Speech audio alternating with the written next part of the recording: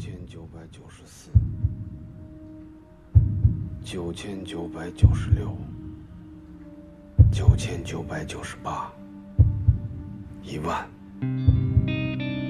现在是2017年2月21号。从我被关进来，我的心脏已经跳动了10000下。按每分钟80次的心率计算，已经过了2小时05分钟。人员的不懈努力，日前213灭门惨案的犯罪嫌疑人已经确认。1年前，我被当作杀害吴征一家5口的嫌疑人通缉。哥，你想想办法，我真的没杀人。我的孪生兄弟关宏峰收留了走投无路的我。因为我哥患有黑暗恐惧症，所以我开始扮演关宏峰，和我哥日夜交替，出入支队，希望尽快查明真相，洗脱冤屈。我们协助公安破案的同时，也追查到了灭门案的线索，一个警方内部败类叶方舟。就在我们离真相越来越近的时候，市局突然带走了关宏峰。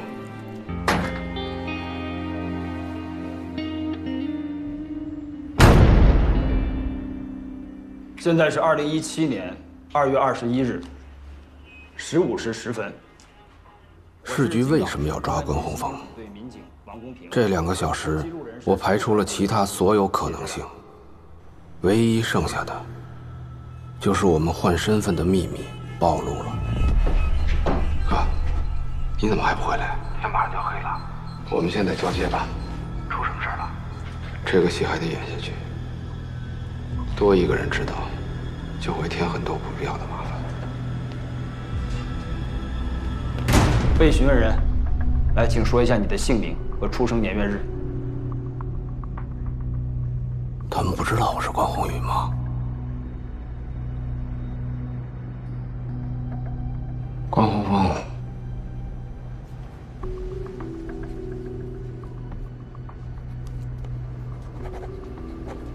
，1977年11月20日出生。你在长风刑侦查案期间，都隐瞒了什么事儿？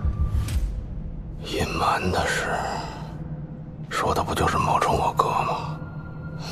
看来这市局我是出不去了。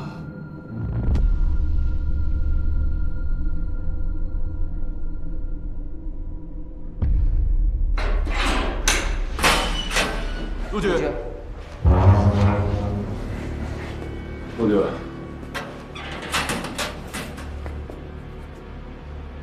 我们狠话直说吧。找你来是因为一个人，他是我们系统的专案行动人员，去年在一次行动中牺牲了。案子就在你们长风，有印象吧？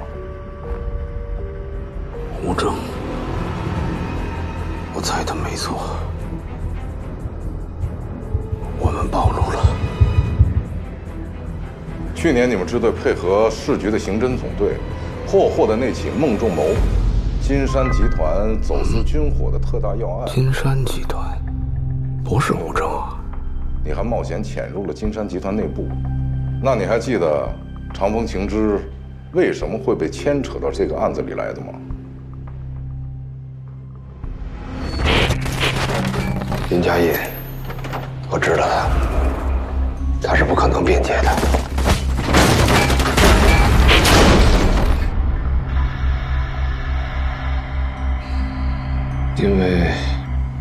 因为林佳音？没错，你的徒弟林佳音。那次行动之后，在现场发现了一具严重烧毁的女尸，也就是牺牲的林佳音。我看了勘验笔录，林佳音牺牲的时候你也在场，笔录里详细记录了你陈述事件的全过程。林佳音真的死了吗？当然。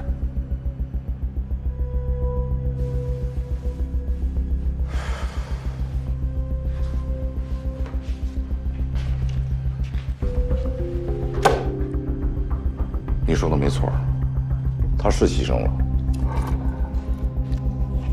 但不是在那次行动中，而是在昨天他赶往市局的路上。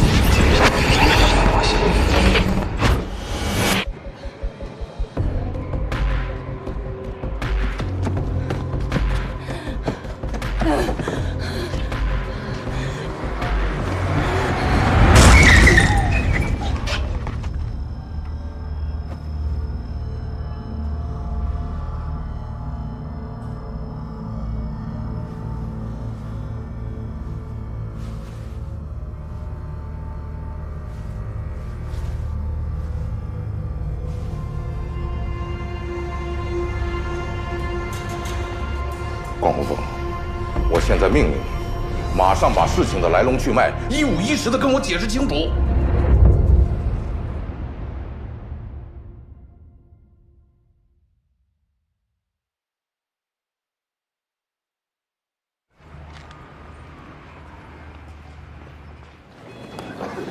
没错，没错，啊，今天会有人接手你的工作，你就放心的休养吧。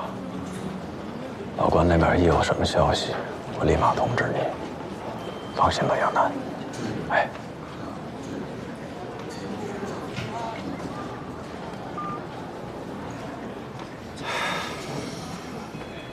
哎，小周，你们俩怎么还把常服穿上？我们去市局开会，刚回来。哦，一会儿来个副主任法医师，问问他那3个尸检申请怎么样了。周队，别瞎喊，我还没复职呢。现在队里所有的事儿都听市局的。行，周哥，关老师那边现在到底什么情况啊？总队的人为什么要把他铐走呢？我们刚去市局那儿打听了一下，但什么都没问出来。你们瞎打听什么呢？你耳朵是不好使吗？我再说一遍，所有的事儿都听市局的。你要是问3问4的，难道你不知道市局办公室的门冲哪儿开吗？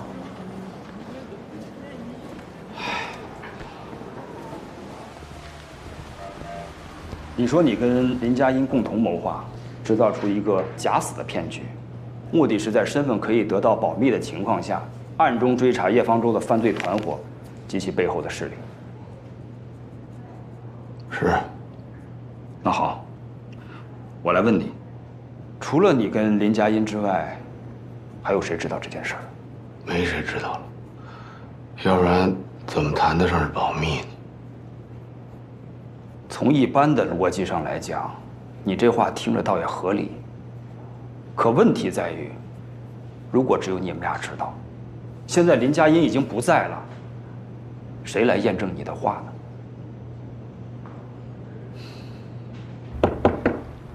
进来。市局，您找我？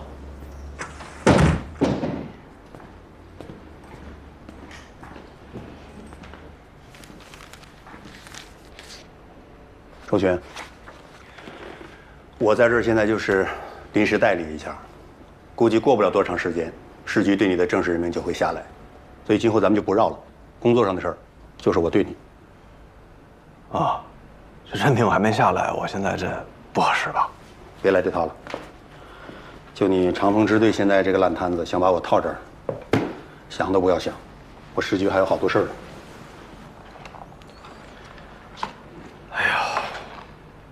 您这一提市局，我想问一声，老关是什么情况就给带走了？不知道。不该问的事儿不问，不该说的事儿也不说，这是工作纪律，你不懂啊？懂。先把自己的工作做好，把自己的屁股擦干净。来看看，你们长风最近这个乌龙事件是怎么回事啊？乌龙？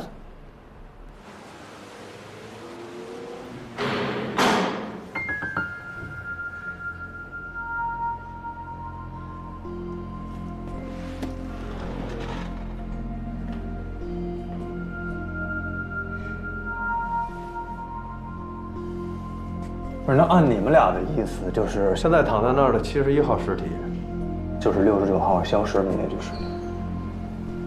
好像是这么回事。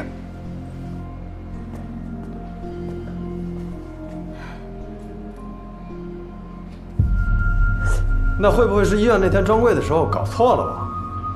不可能，71号是昨天我跟小王哥一块儿出的现场，在10号线地铁方桥站从东往西隧道里发现的。这个69号是常规尸检程序，暂放在停尸柜里。那69号来做尸检了吗？还没来得及，因为那会儿队里特别乱，亚楠姐不在。那就说不能确定是同一个人，对吗？周队，周哥，这摆明是少了一具尸体，好不好啊？不管是不是同一个人，现在69号柜是空的，我们总应该弄明白这人去哪儿了吧？对，没错，人呢？人呢？啊，难不成真能诈尸吗？这儿有可能啊。你说什么？还有那种送到了火葬场，发现人还活着的呢。不过假死的可能性吧，倒是不大。记录上显示，当时120送来尸体的时候，对死者死亡时间的初步判断是在当时的6小时之内。我们假设啊，如果这个人真的死了，那么人体在生物机能停止运作的情形下，体温的丧失是需要一个过程的。也就是说，在尸体放置于冷藏柜的一段时间里，由于冷藏柜的内部和尸体温度之间的温度差，会导致细胞当中一部分的细胞液渗出至体表，从而在停尸台上形成水渍或水渍压痕。就这种。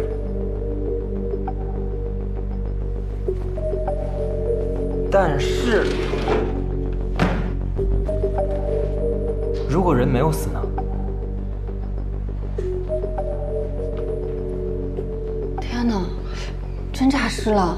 去，别卖关子了啊！赶紧说怎么回事。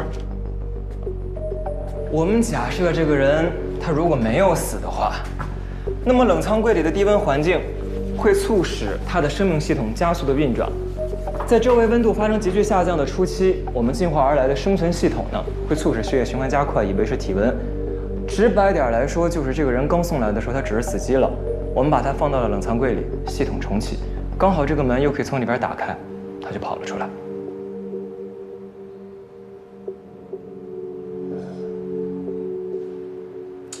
走，干嘛去？查监控。哦。你就是新来的法医。对啊，我的。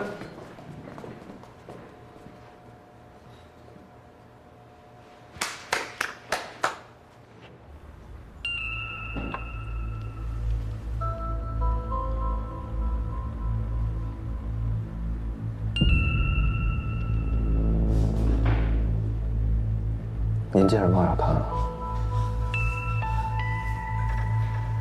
哎，拿件衣服穿上，大摇大摆地走了。但2天之后他又死了，又被送来了。尸体被送进了71号停尸柜。您能相信吗？这事？你们长风啊，最近净出这种奇葩事儿。就是，就是什么呀？还不赶快去查？查，这就去查啊！哎呀，石局，你还煮这干嘛？老关那事儿。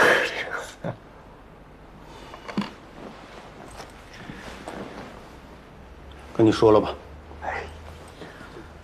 昨天晚上，在总队附近出了一起车祸，一个女民警被撞身亡。肇事车辆是一辆奥迪，逃逸了。后来经过现场勘查，可以确认这不是一起普通的交通肇事，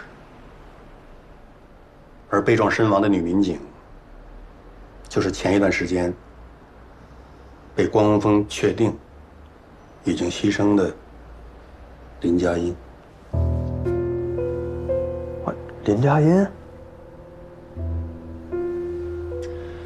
也就是说，林佳音牺牲了2次。明白了，老关是因为这个事儿给带走的。现在呢，关文峰自己跟组织上坦白，说是他跟林佳音是一起做了个局，目的是想把叶方舟犯罪团伙后边的黑手牵出来。但是现在林佳音真的牺牲了，是死无对证啊。对，他百口难辩呢。如果没有人给他证明，他得在里边待上一段。是，对。当然，我今天说的不是这个事儿啊，我想说的是，那边出来一个牺牲了2次的民警，你这边又有一个死过2次的尸体。这2档子事儿或多或少跟你们支队都是有联系的。这情况你要不查清楚，那你们可真的就可以上教科书了。是。周巡啊，我在这是临时顶坑的，就这段时间，能不能让我在这儿待得舒服点儿啊？哎，抓紧时间把案子给我破了。没问题，书记，破案子都没问题。但是现在情况呢，你也了解，你说这队里面乱哄哄的，还没恢复正常。这么短的时间要把案子破了，那我可能需要动用一切可动用的资源，不光是队内的，对外的我也得需要。内部资源你随便调，外边的我管不着，自己想办法。那我要在这过程当中遇到什么阻力和麻烦呢？我跟你斗着，你要干事吗？但有一点啊，你给我记着，不能给我添堵。放心。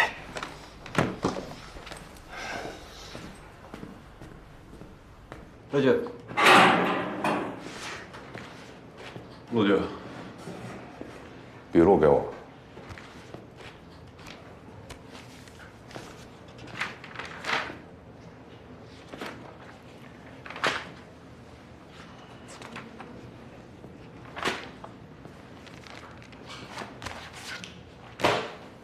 小关的说法得到了第3人的印证，这事儿是他和林佳音，还有长风行侦的周巡共同策划的。把他手铐解开。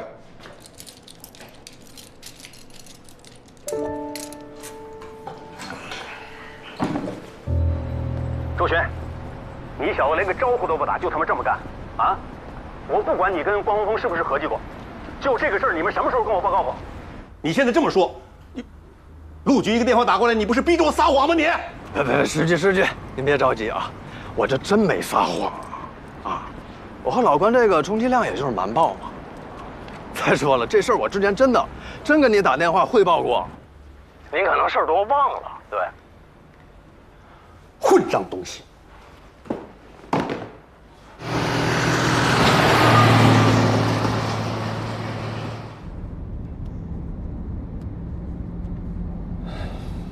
林佳音的假死，你们哥俩真是把我们所有人都蒙了一道。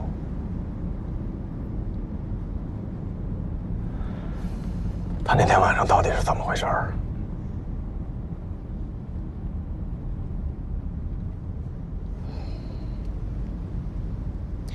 之前我和我哥去长春呢，找到2名能够让我们继续追查叶方舟的重要证人。后来，刘长勇一死，我哥意识到叶方舟一伙正在疯狂地扑杀涉案的侦查人员和证人，就赶紧让林佳音去长春，把2个证人给接回来。佳音，你准备飞长春吧，务必要保证乔森的安全。他可是咱们手上最有价值的证人。现在林佳音真的牺牲了，估计那2个证人也是凶多吉少。佳音的案子归总队，我手上是没有任何的材料，咱们干着急也没用。而且现在队里也出了事儿了，市局要求赶紧破案。没你，我可真玩不转。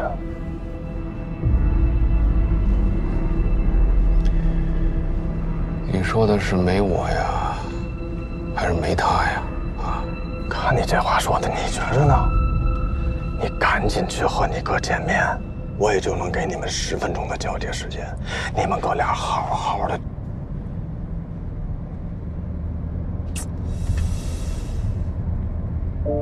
你你不会真的觉着你哥一门心思想陷害你吧？你冒这么大险把你哥换出来，那你还不信他吗？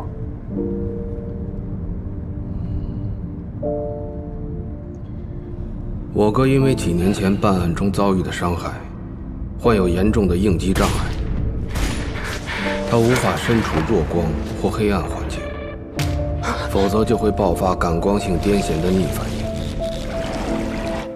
所以我们白天晚上轮流出门，就这么搭档配合，侦破了数起案件。这1年里，他教我侦查，让我能上手基础的刑侦工作，也监督我的吃穿住行，让我们面对同一波同事，却从未暴露身份。我模仿他，扮演他，自以为重新认识了他，还从心里感激和钦佩他。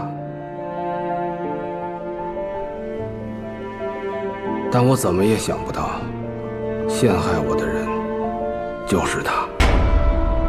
要不是我阴差阳错发现了证据，至今还被他蒙在鼓里。是他把我的指纹留在了吴征灭门案现场，让我成了通缉犯，让我只能顶着他的名字躲躲藏藏。我不清楚他为什么要陷害我，我只知道他骗了我。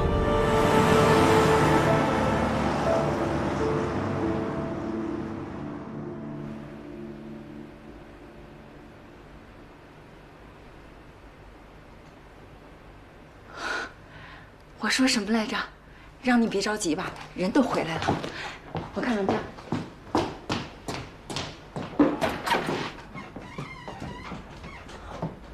红宇，回来了，没事吧？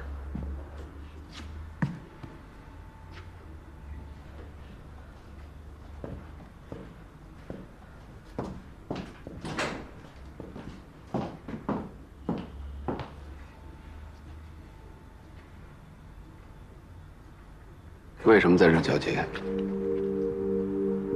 因为家里不够宽敞。什么意思？物证我已经看过了，里边有根嫌疑人的头发，不是我的。我那会儿头发没那么长，如果里边的 DNA 跟我的相吻合的话，那他妈只有一种结果，那就是你的。你把所有的人都当傻子一样耍。我终于明白。你为什么晚上不敢出来？为什么陷害我？是你心里有鬼，连你自己的亲弟弟都不放过，你还是人吗？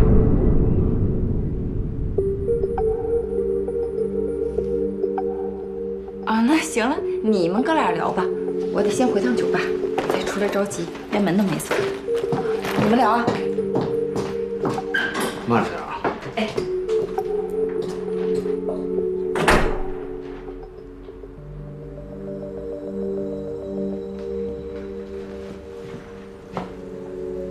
红宇，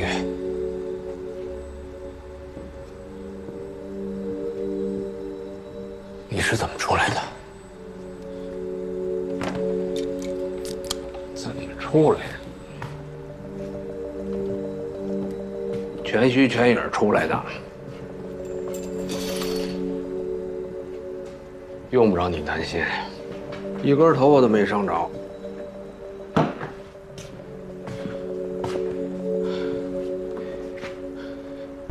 你太鲁莽了，你就不该把我换出来。别跑！别跑！站住！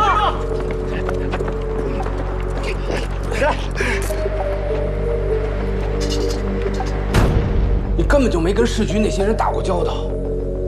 陆正刚经验丰富，身经百战，你但凡说错一句话，哪怕说错一个字，都有可能铸成大错。如果因为这个事儿咱俩折进去，那不就等于让叶方舟背后的人得逞了吗？咱们还怎么继续查吴征的案子？还怎么还自己清白？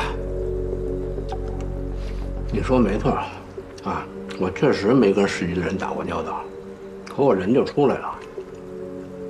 放心啊，我跟您不一样，我不会轻易出卖任何人。你这话什么意思？我问你呢，你这话到底什么意思？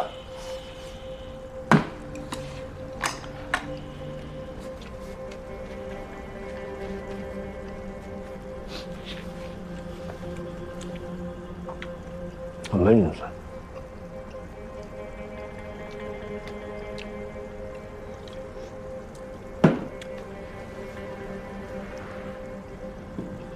关公啊，我特别想问你一句：你相信过别人吗？任何人，也包括我。我真没想到你是这么自私的人，而且还特别自负。你拉我当陪绑的就能脱险吗？啊？你以为你把屎盆子扣到我脑袋上，你就能化险为夷啊？你真以为你凭一己之力，你就能扭转乾坤、力挽狂澜，然后把幕后的黑手揪出来，当做什么都没发生一样，继续当你的关大队长？你做得到吗？你做到了吗？你有没有想过，如果失败了该怎么办？我怎么办？啊，人间蒸发，亡命天涯。你能不能考虑一下别人的感受？不说我，刘英、崔红、高亚楠，还有周巡，你考虑过这些帮过我们的人的感受吗？你知道我怎么回来的吗？如果不是周巡帮我，我根本回不了这个家。他现在跟我们是一根绳上的蚂蚱，他为什么要帮我？为什么？在他眼里我就是个小混混，他凭什么帮我？因为他完全信任你，他相信我们是被冤枉的。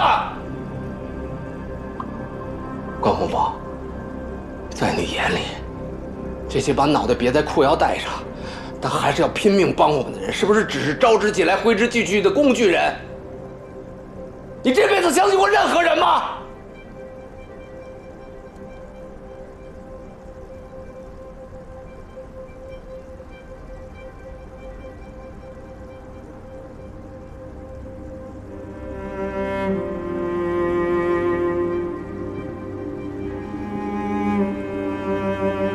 知道世军为什么要带你走吗？因为林佳音死了。他那么信任你，那么支持你，宁可暗无天日、刀口舔血的活着，也要完成你交给他的任务。可他出事的时候你在哪儿？啊？他被车撞死的时候你人在哪儿？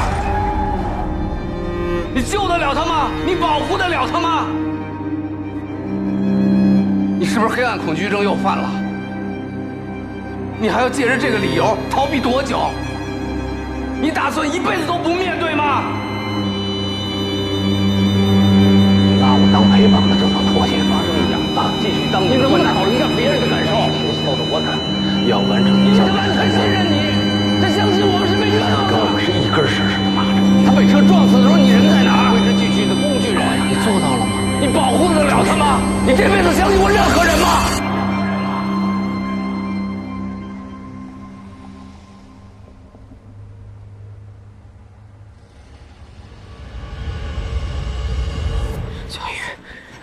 佳音是怎么死？我必须得去现场看一下。赶紧交接吧，把手机赶紧给我，给我。手机呢？赶紧交接，我得去看看。给我呀！什么手机呀？我刚才说的还不够清楚吗？你现在还有独断专行的资本吗？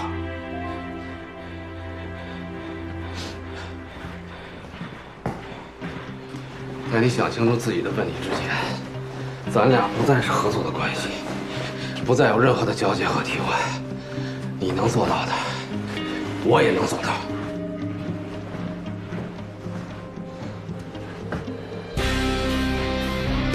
从现在开始，我既是关宏宇，也是关宏峰。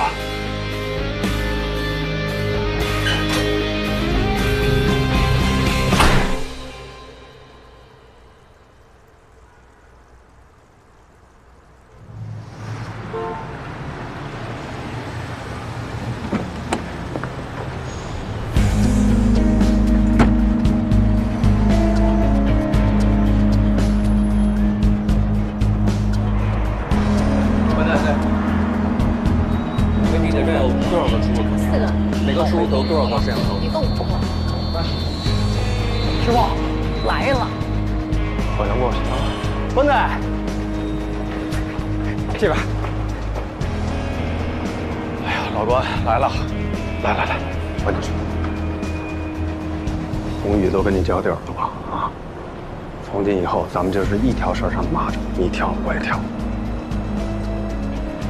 现场查怎么样？哎，艾芳，来，过来，跟关队说说目前的情况。好嘞，关仔，初步看，死者好像是遭到行驶的地铁剐蹭，撞在隧道的墙壁上，导致头部或脏器内出血。据地铁运营公司的徐闹工描述，尸体是昨天晚上在方桥地铁站东向西沿线大约170米的隧道处发现的。啊，如果要现在进行现场勘验的话，就必须把整个10号线都停下来。你怎么张嘴就来呢？啊，你把地铁停了，你知道得协调多少部门吗？这事儿市局都不见得办得了。这地铁几点停运？晚上11点。那停运以后加个班吧。把监控看了吗？能看出这人是自己跳下去的，还是被人推下去的？是这样，关队，这案发时间段正是这地铁高峰期，人流量巨大，目前还在筛查，没有发现可疑迹象呢。周哥，哎，关老师，你看这个维修牌子把这个探头挡出了一个死角，这个人下去的位置很有可能就在这个监控死角里。那就先筛查其他的探头啊，把这人找出来再说。不是，那个老关，这可是全京港最大的一个地铁站了啊！这里面光探头有18个，而且每天这客流量非常大啊！这一个一个查，这得查到什么时候去？加派人手啊，彻夜筛查呀！只要能看出这人他不是他杀了，离破案就不远。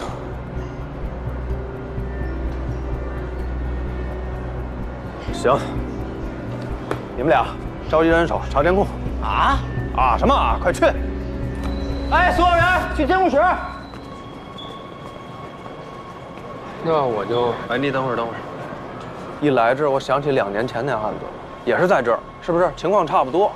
我还跟西关那边借了10多号人，30多号人是吧？盯了3天3夜，愣是没找着。最后你是怎么发现来着？哎呀，我先看看那个监控的事儿吧。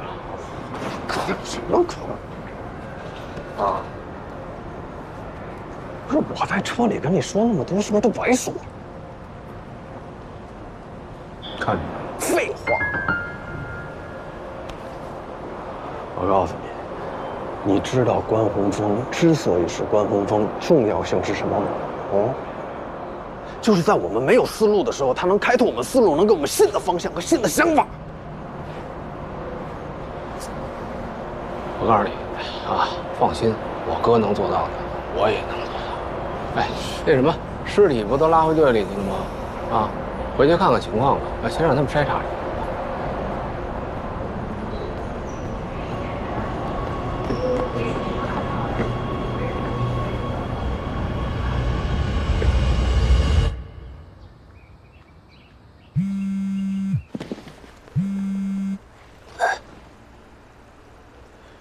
我拜托你事怎么样？楼顶天台见。好。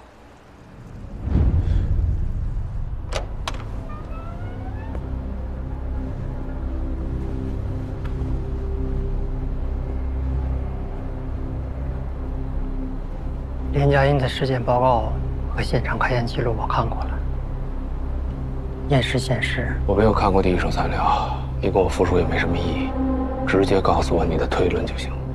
都到这个地步了，咱俩之间用不着客套。林佳音是怎么死的？监控显示，林佳音遇害当晚所驾驶的车辆遭到过2辆车的追踪。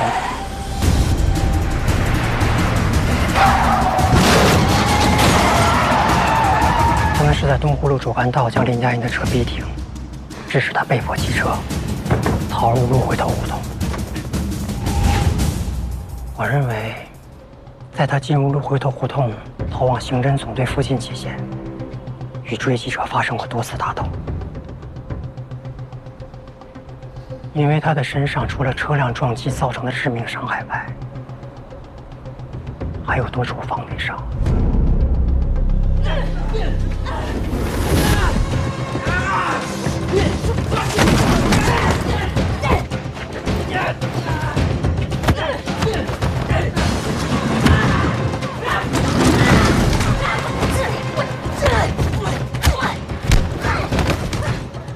其中几处严重的伤口显示，他曾遭到过对手的持械攻击。这类凶器很少见，我判断是一根钢线。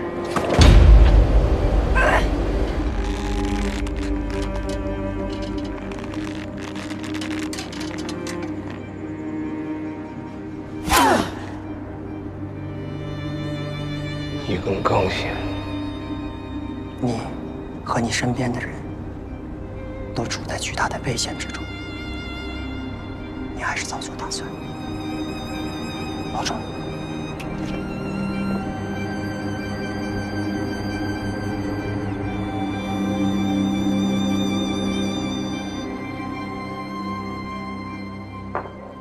慢用啊。受伤了，可不太适合喝酒啊。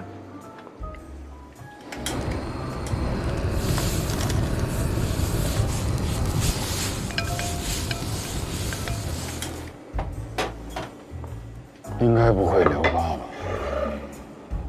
还好不在脸上。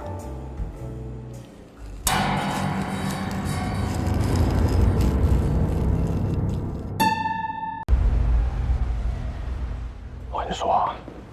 现在这法医叫高俊然啊，据说智商有149。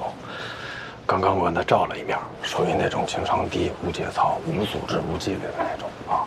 所以一会儿你千万不要分析案情啊，别露怯。智商这玩意儿，也就是我没测，我要测，说不定也是个小天才。哎呦嚯，天才！那我这案子就治你。什么意思啊？你这都啊？媳妇儿的味道。我去，这现在是他妈想媳妇儿的时候。给我认真点。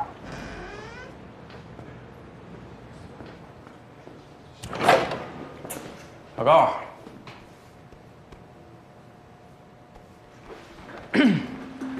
关队你好，自我介绍一下，我叫高俊然，久仰大名。行，知道了啊，赶紧说正事儿。尸检结果怎么样？关队。死者第一次遭受外力冲击导致肋骨骨折，然后在第二次碰撞当中呢，扎破了自己左侧的肺上叶以及心包，符合被地铁车厢门剐蹭然后撞到墙上的推断，但是我们无法判断是自己剐蹭到车厢门，还是受到外力冲击导致。至于他的颈椎轻度错位以及枕骨骨裂导致颅内出现血肿，则是诱发他第一次生命体征停止乃至被误判为死亡的直接原因，但同样无法判断是否有人为加害。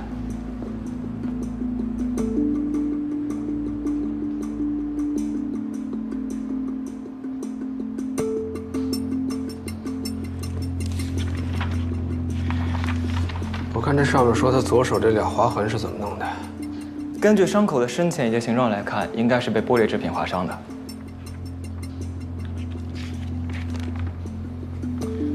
这120发现他坠落的地方是蓝鲸岛东侧的山坡脚下，典型的户外开放性场所。为什么不先查那儿？顺序是不是搞错了？可死者真正的死亡地点是在地铁隧道里啊。按照现场处置原则，不管是不是他杀，那里都是第一现场。关老师。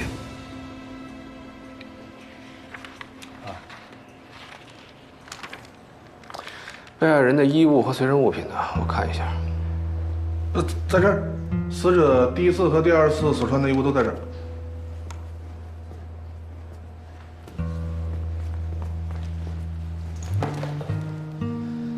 哎呦，小高，你说这人死的太蹊跷了。不管他是怎么从蓝鲸岛的山坡上滚下来的，他在冷藏柜里面自己爬出来，穿上衣服走了。这肯定有事儿啊！哎，老关，隔2天之后又死在地铁隧道里。如果说这2件事没有联系，我是不信啊。关老师，这套衣服是死者第一次被120送来的时候身上穿的，但估计是苏醒之后他自己没有找到，所以就偷了一件白大褂给穿上了。不过更蹊跷的是，他身上只有零钱，既没有身份证、信用卡这些，也没有驾照、车钥匙，再加上他真正的死亡地点是在地铁10号线，所以我们推断，他应该乘坐的是公共交通。这个人有辆车，有2双鞋，右脚的鞋跟磨损程度，还有这脚面的折损来看，他经常开车。南京岛这么远又不好打车，3蹦子都不去的地方，他估计是自己开车去的。但可是关老师，我觉得这不能明白关老师的意思呢。一个人出门不带钱包，那家里门钥匙也不带吗？手机也不带。就算他第一次跌落下来的时候，那东西被人拿走了，或者在跌落过程当中遗失了，那第2次呢？在地铁站里面这些随身物品也不带。哦，周哥，你的意思是他把东西放车上了？对，他把手包放车上。手包？手包，看见没有？这2件衣服左胸部和肋部都有磨损，一看这个人就习惯加个手包。有车，还西装革履的，手里夹个包，应该是一个挺大的老板呀。大老板的手包都有秘书和司机帮着拿的，用不着自己费劲。小周，我问问你啊，这穿几千块钱的皮鞋，这2件一模一样的西装，这能说明什么呢？说明这2双皮鞋是他自己买的，这2件衣服是工作制服。一名30多岁的男性，非体力劳动者，习惯加个手包，穿几千块钱的皮鞋，但不是商人。廉价的西装，可是有车，这会是什么样的人呢？我知道了，关老师，国企或者是事业单位的中层几率比较大。他明明有车，为什么还要挤地铁呢？那得找到他的车和手包，确定了他的身份之后再说。啊，这赶紧干活去吧。干什么活啊？不找车和手包啊？去哪儿找啊？找人去蓝鲸岛现场看看那附近有没有他的车。不是你脑子真的进水了是吗？再去枫桥地铁站，从那儿开始沿线往东，所有站外面的那个停车场、过夜车挨个查。过夜车？对啊，如果他是开车去的地铁站，说不准这辆车就在某个地铁的某个停车场。枫桥站往东一共跨了好几个区，沿途一共有15个站，车的型号我们不清楚，这么找不是大海捞针吗？大海捞针也得找，那干的不就这活吗？走啊！关队，您刚才分析死者可能有一辆车，以及对他身份属性的推断，虽然言之有物，但是像这种基础性的推断，是不是警校在校生也可以信手拈来？哎，姚49，你干嘛啊？这你来干嘛来了？捣蛋来了是吗？别那么大火气啊！小哥，你说的没错，我刚才讲的那些都是基础的推断，就好比老周、小周，包括你我，都是从基础在校生一步步走到今天的。所谓天才，不过就是大脑系统给开了个小外挂，用好了呢就事半功倍，没用好就是自欺欺人、偷奸耍滑。你自己想想，你赖以生存的这些技能，哪个不是从基础2个字一点点的开始的？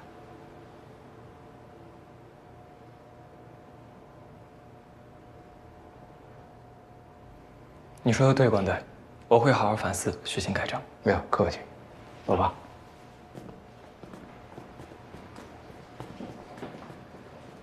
小周，你说关队刚才把死者说成被害人，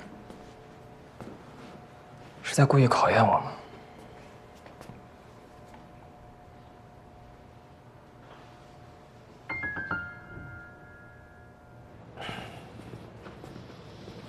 怎么了？我刚才跟你说什么了？我是不是让你别分析案情？你怎么就忍不住呢？哦，案情未定性之前你就说被害人，我告诉你，完蛋了，那小子肯定盯上你了。这一受虐狂，挨一顿上档次的臭骂就老实了。你以为你在那儿啪你就混过去了啊？那你抢什么笔记本呢你啊？我不给你都不行，生拽你的呢。现在是不是只闻6个人家的都不知道啊？真的，就你这样的，我告诉你，电视剧都活不过3集。谁告诉你的？没看过《白夜追凶》？你这个什么白夜追凶？我告诉你，真的，要不是因为天快黑了，我非拿枪顶着你把你给我换回来。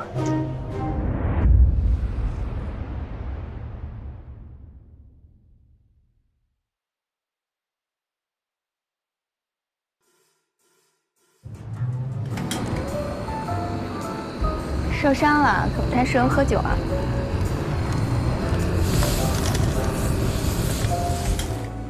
应该不会留疤吧？还好不在脸上。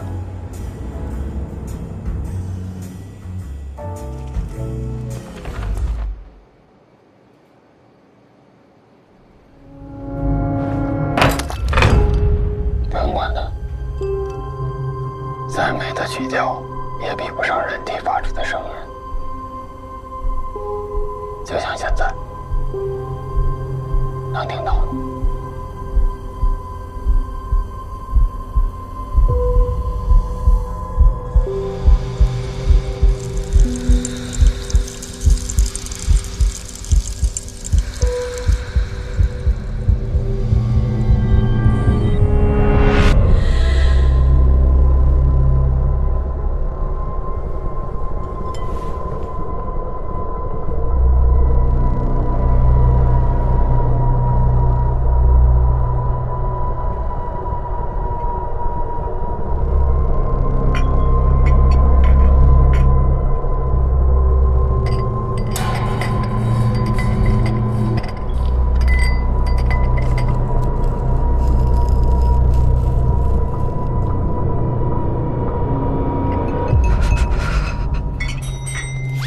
怎么还没把桌子摆好？这都几点了？订桌的客人马上就到。屋内的灯箱怎么也不开呀？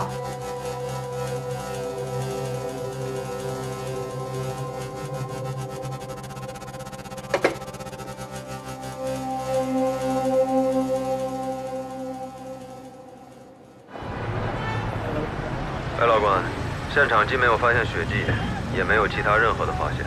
好，咱们对面说吧，我到了。啊，换队，换队，也没有什么意见。换队。段老师，老周在那边。嗯。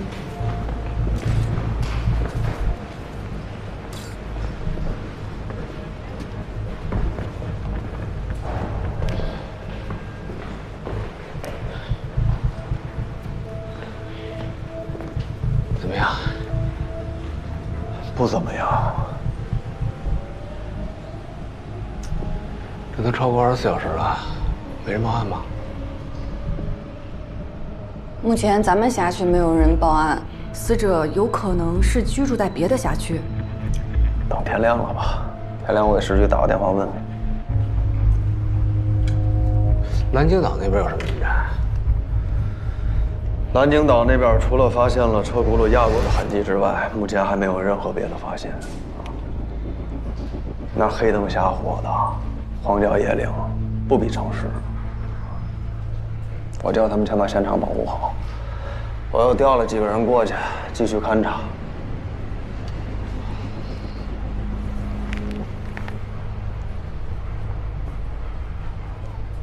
关队、周队，刚刚找到一张地铁票，上面发现残留的指纹跟死者的指纹比对上了。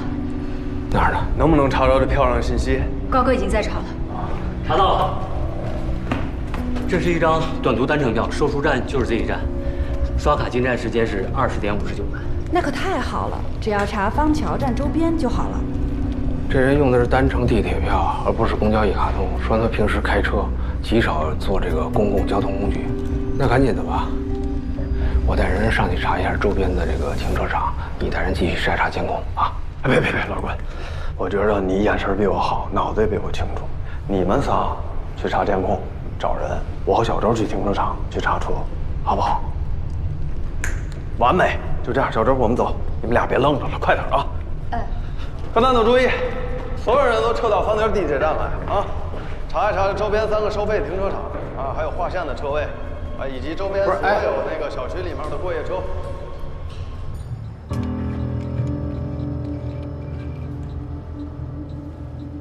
不合胃口，我再给你调一杯。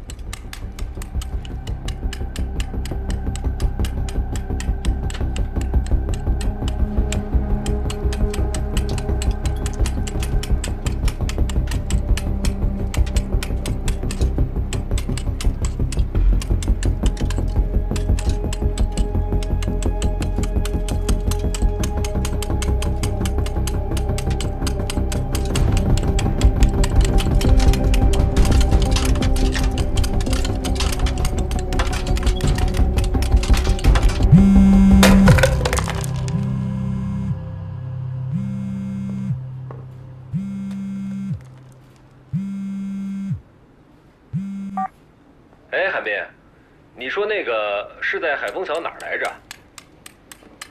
海丰桥桥东200米，门口不太好停车。这不是要喝酒吗？都没开车。东风所的兄弟开车给我带过来，马上就到了啊。告诉你那帮兄弟，既然不是在岗时间，就别穿制服，省得有人拿你们喝酒当新闻报。好嘞，放心。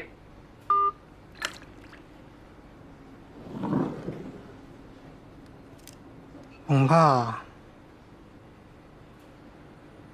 我们都得快点了。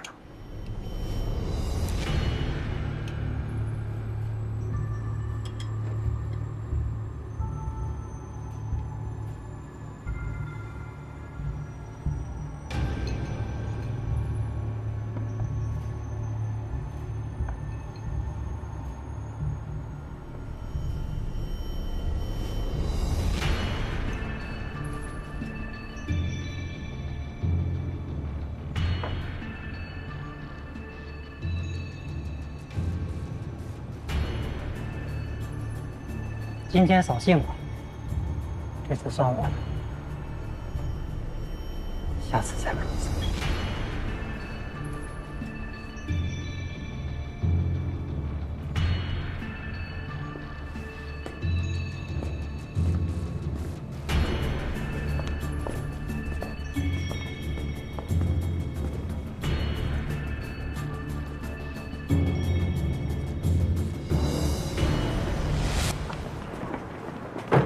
所有过夜车辆都要好好排查。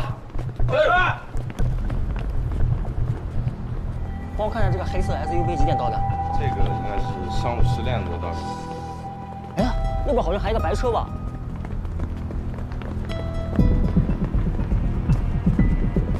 那这辆呢？我查查。停一下。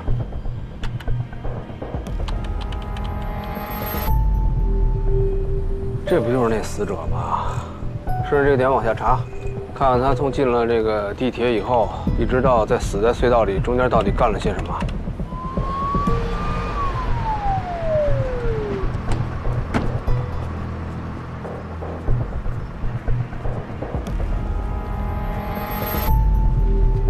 这个8723查一下。港 DR 8272。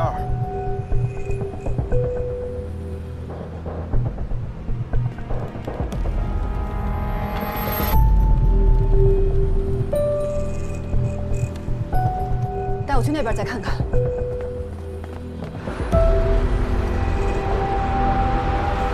不是，这还有其他角度都没有？我们再看看吧。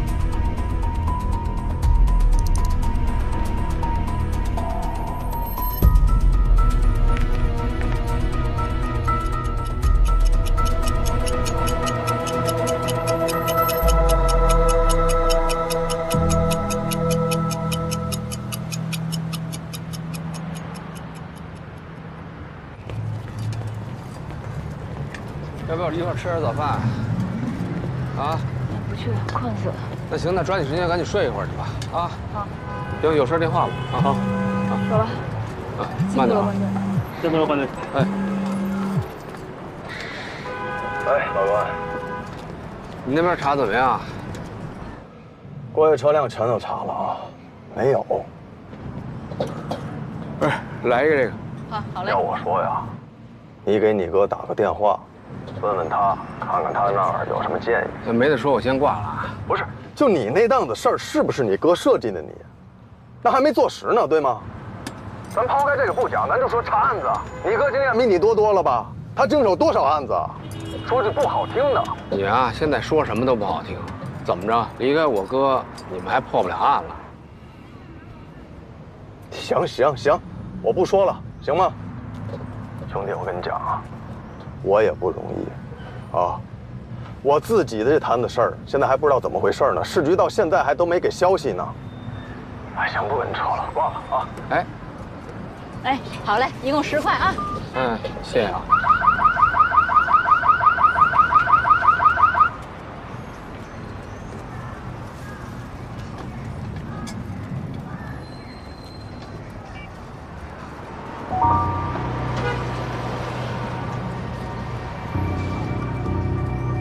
这拖车每天早都来吗？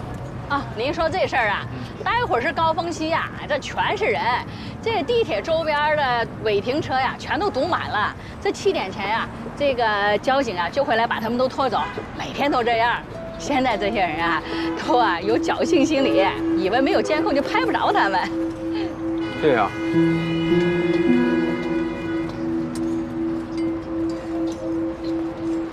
哎，周局。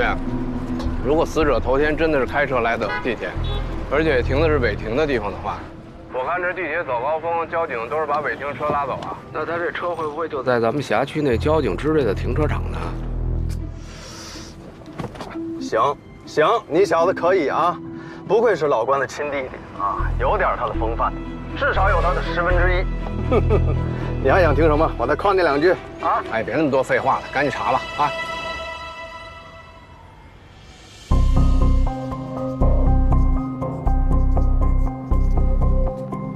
前天晚上送到太平间的尸体，现在已经查明是京港车辆质量检测中心信息工程部副经理高磊，34岁，已婚，有个3岁的孩子，京港人，住在西关区金阁路明光胡同。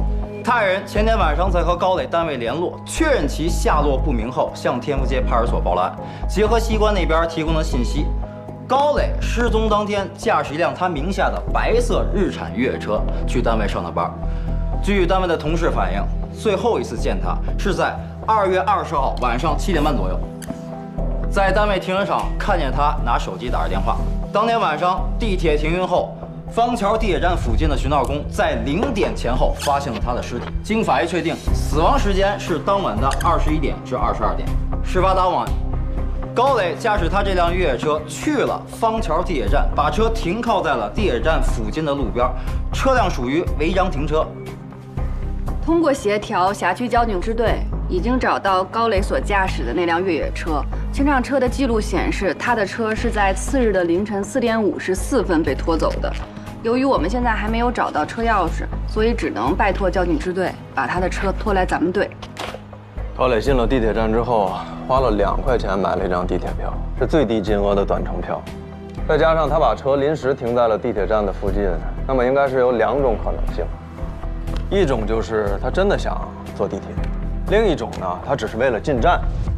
除此之外，还有一个非常蹊跷的情况，就是高磊在遇害的前2天，曾被120以死者的身份送到了太平间。120发现他的地方呢，在蓝鲸岛东侧的山脚下，时间是晚上的21点39分，22点左右送到了太平间，而22点16分。他在冷冻柜的停尸台上醒了过来。高，监控那边。通过调取太平间当时的监控，不用从头来了，刚才不都已经说过了，也都放过了。现在确认一下，在这个太平间冰柜里自己爬出来的这个人，就是高磊，可以确定吧？可以。出来之后，随便在太平间找了件衣服穿上之后，就从门口就自己就这么溜出去了，这也可以确定吧？是。那就别在这儿绕了，往下进行。查吧，法官，看看怎么个查法。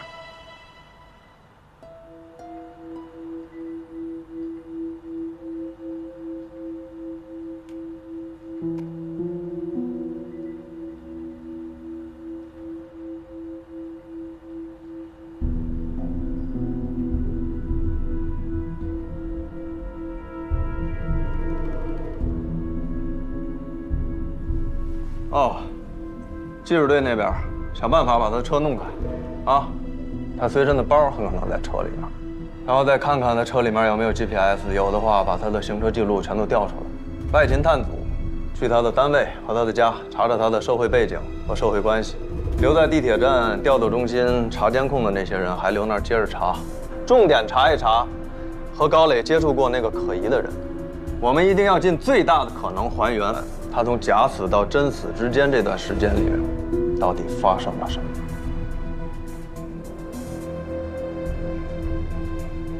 师局，完了，完了，完了，行动吧。好，周群，你来一下。哎。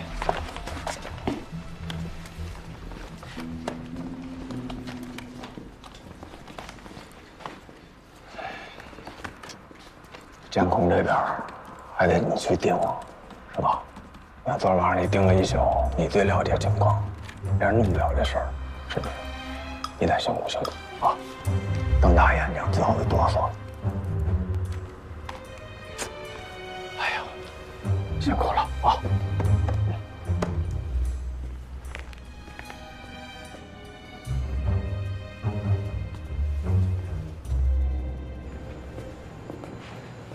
哎，书记，怎么了？啊？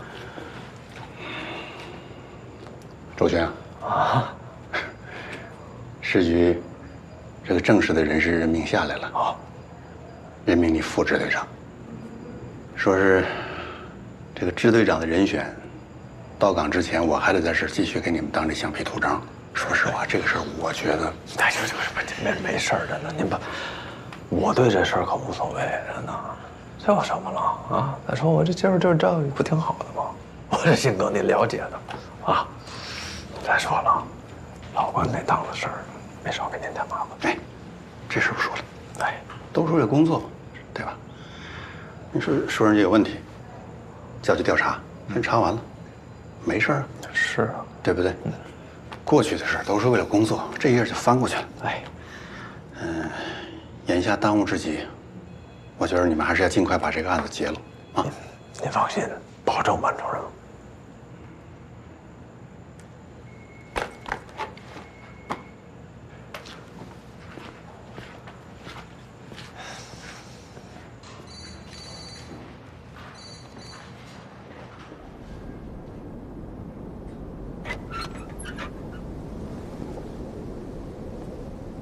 有人已经耐不住性子，要对你们下手了。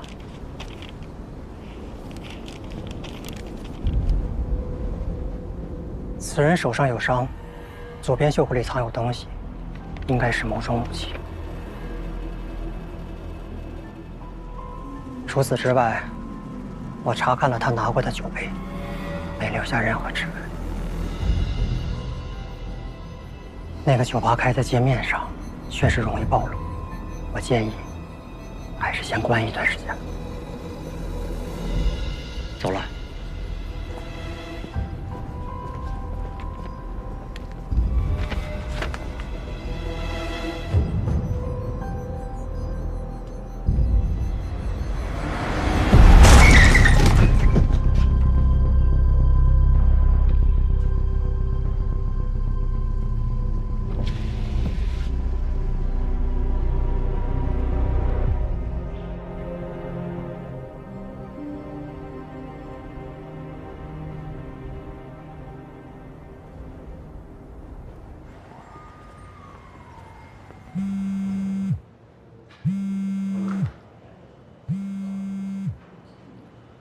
喂，哪位？喂，周迅，不能再等了，我得尽快回支队。啊。关队。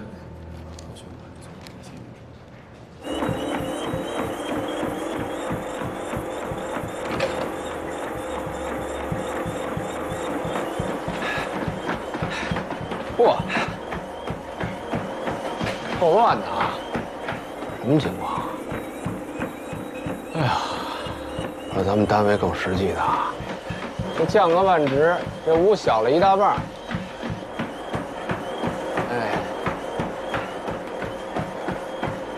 哎呀，困死我了！我说你哪来那么多精神，哐哐在这跑步啊？要不然，要不你给我收拾收拾啊？看看你那个样子啊！你说，要不是你哥啊，你这体力怎么比我还差呢？想当初你抱摔我、啐我的时候，你看你那精气神，那生龙活虎的，那劲头子呢？啊！别跟我废话，那你去查一下监控试试啊！坐那儿整宿的不能睡觉，谁受得了？话说回来了，你是不是故意收拾我呢？想把我跟熬鹰似的熬废了，到时候换我哥回来替你破案来？我可没有啊！我不是你哥，没人有那么多800个心眼儿。哎，再说了，要一个一个查监控的，是不是你自己提出来的？我看我还是把我哥换回来吧。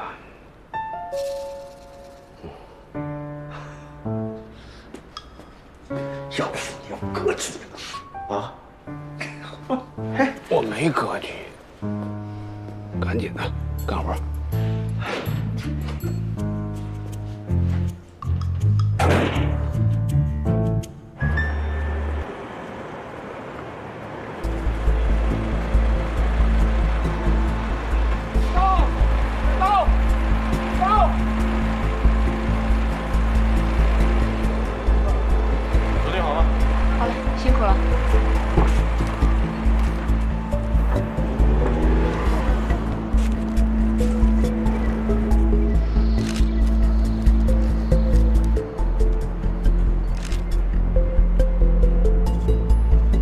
最后一次离开家是在什么时候？你还有没有印象？20号一早我起来的时候，他就已经出门了，说是公司要开会，所以早点去。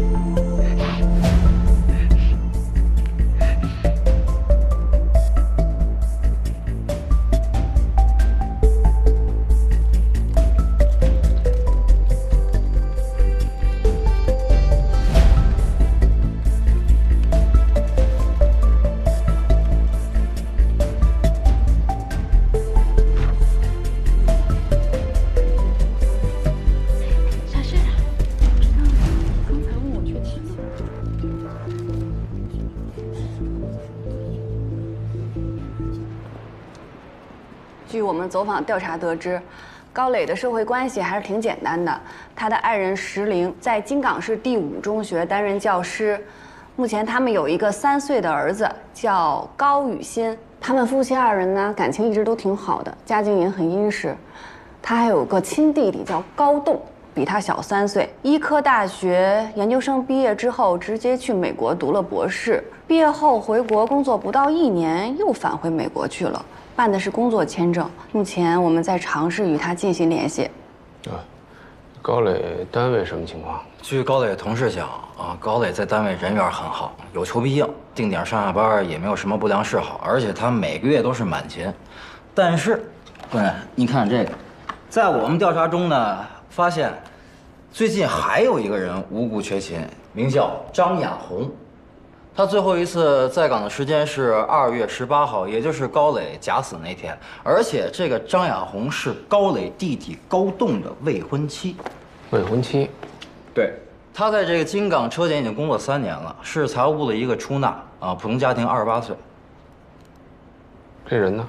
目前还没找到，他家属已经报了失踪。报了失踪。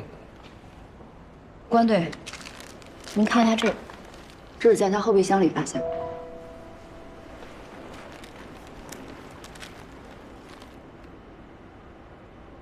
我们在车里发现了他的一些个人物品，包括钱包、手包、手机，还有他的一些身份证件，但就是没有找到车钥匙。本人高磊自愿将名下所有的月亮湾小区 C 排4栋的部分别墅产权赠与张亚红，以期解决他和五弟高栋婚后的居住问题。别墅怎么回事？哦，我们从房管中心了解到，这套房子是高栋和高磊的父母留给他们的遗产，而且产权信息也是登记的兄弟二人共同拥有。不对呀，高磊的爱人说，高磊一直特别反对张亚红和高栋的婚事，因为高栋患有霍奇金淋巴瘤，这应该是一种癌症。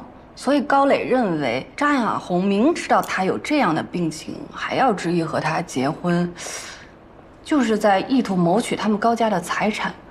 那在这样的情况下，高磊怎么可能自愿将房子的产权赠与给他呢？这就对了。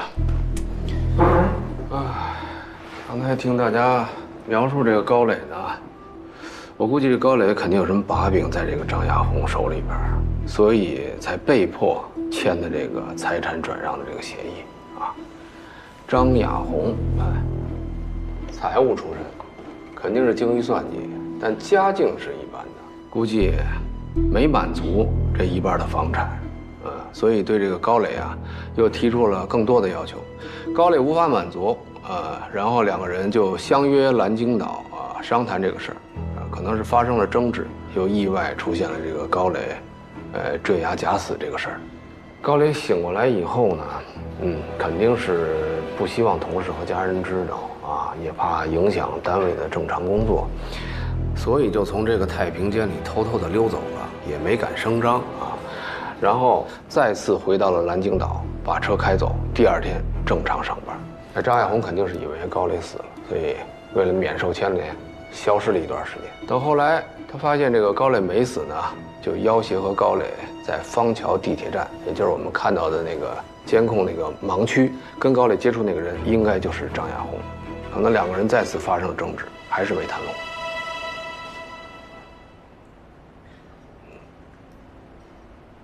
张亚红和高栋结婚，是为了夺取他那套别墅的另一半产权。你想啊，月亮湾上千万的别墅，这张亚红几辈子也穿不来啊。那结个婚熬几年，这事儿对他来说其实非常值得。是，所以张亚红这个人现在是一个重点。这样，小周，你呢带人去他的单位和家里多了解一些细节啊。小王，高栋就交给你了。至少要查出来他是在京港还是在美国。好。关老师，去他单位可以，可他家并不在我们辖区呀。哦，对，是这样啊。张亚红的家呢住在向阳区，他是在向阳报的失踪。向阳那边呢不愿意把案子交过来，说要按流程走。不过我已经向那个市局递了报告了。但得需要点时间，要不这样，你亲自去一趟，你去面子大呀啊，把那个失踪那个资料赶紧交接过来。只要找着张亚红这个人，这案子离破就不远了。行，那大家先忙去吧，好不好？啊，我也忙去了。王，门帮我带上。哦。怎么了？哎呀，我跟你说，情况你可能不太了解，但你哥了解。别，你别走了。反正该分析的我都帮你分析完了。啊，是。我要不着急，你自己看着办。我走。别，你干嘛去啊你？我总得睡一觉啊。都到这会儿了，你还有心情睡觉吗？我都累成什么样了啊！你咋都跟你似的，不吃不喝不拉不睡的，疯了你！有事再给我打电话。不是在梦里能破案吗？你快点回来啊！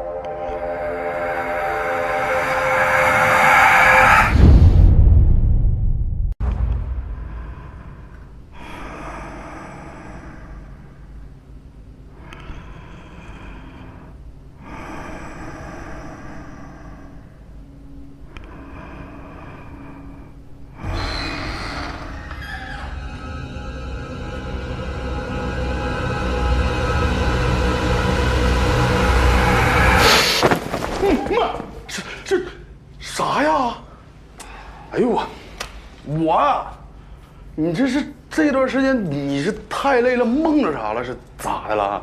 这给我啊！怎么了？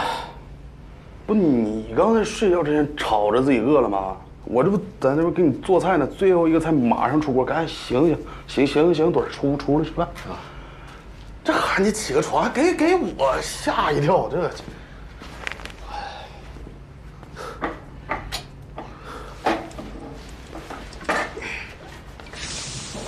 你这地儿澡堂子改的呀，不错呀，啊？不是你进去之前告诉我赶紧换个安全地方，这地儿你来时候还没看着吗？曲径通幽，固若金汤。哎呀，我先来个精神食粮吧。那你可搂着点喝啊，那个劲儿大。哎，啊，咸淡正好，尝尝啊。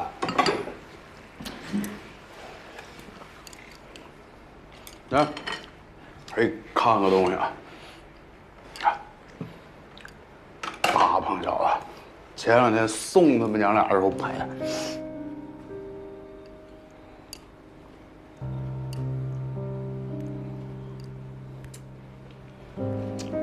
哎，一会儿发给我啊。哎。让他们娘俩受苦了。红爷，你要是惦记的话，我再折腾一趟，把他们娘俩接回来，到时候就住我这儿。你放心，绝对安全。只要你不担心亚楠住我这事儿揪不成。行了，别开玩笑了。哎，你这一段跟峰哥见着没？反正有空你去看看他，跟他聊聊天什么的。我觉得他最近状态不好。啊？你俩还讲着啊？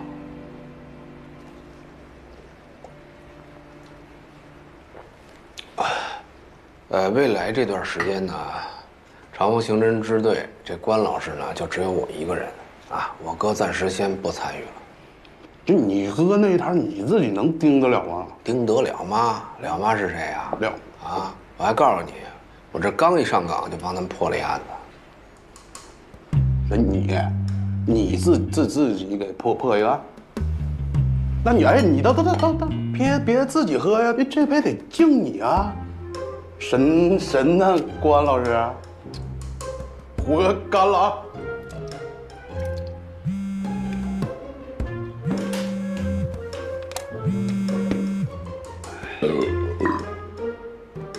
喂，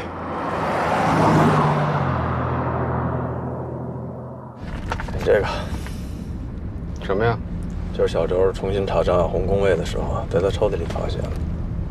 里面大概意思啊，就是说高栋也是自愿把他那套别墅的另一半产权赠与张亚红。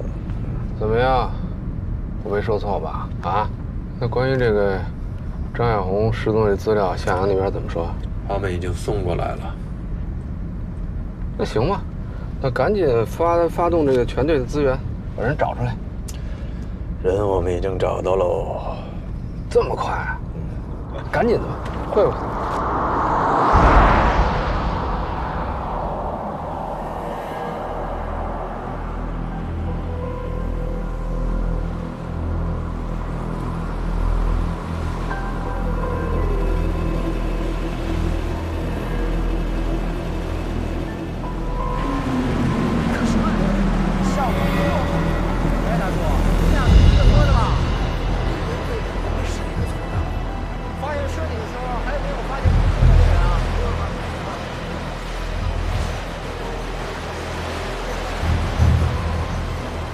你不是要会他吗？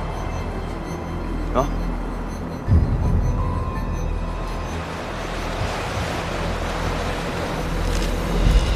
张亚红，你确定这是张亚红吗？都上了京港的头条新闻了。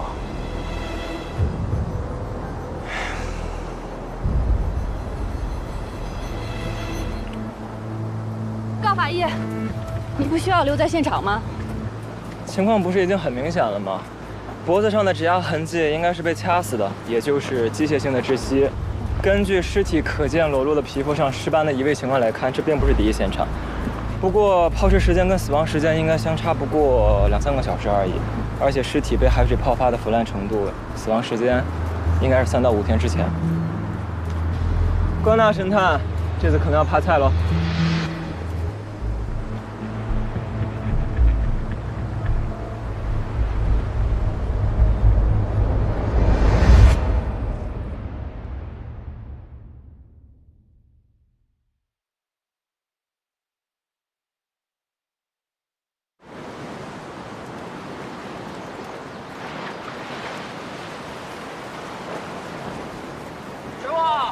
我先帮他们把尸体抬回队里啊！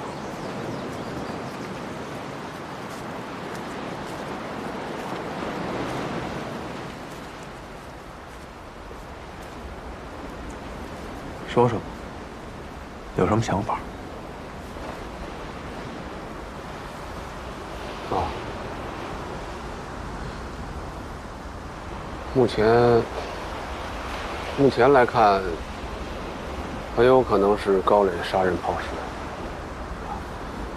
当然，在没有直接证据的情况下，也可能不是他干的。要不还是等尸检报告出来再说吧。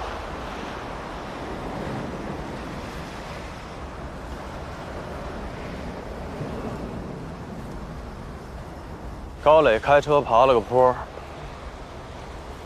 是不是就是为了把尸体运到这儿来抛尸啊？ 在返回的路上，不小心从山坡上摔了下去。这也说得通啊！为什么120把他送到太平间的时候身上没有车钥匙？这高栋现在什么情况？高栋2月19号入了境，现在人在京港，但联系不上。我们已经做了边控申请。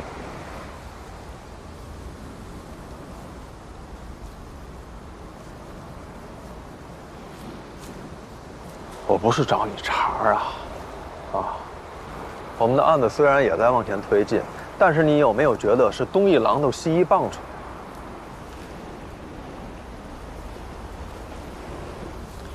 你这话是不是在暗示我，你无时无刻都在想着关洪峰？我想的是破案，人命关天。你不觉着现在案子已经走进死胡同了吗？ 可是你说过，只要是案子，就总能找到突破口，天总有亮的时候。所以我们不能在这傻站着干瞪眼啊，总得有人把这口子挖出来。晚1分晚1秒，凶手都有可能掩埋证据，都可能逃跑。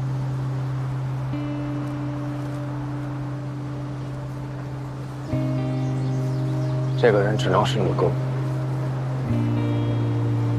关洪峰，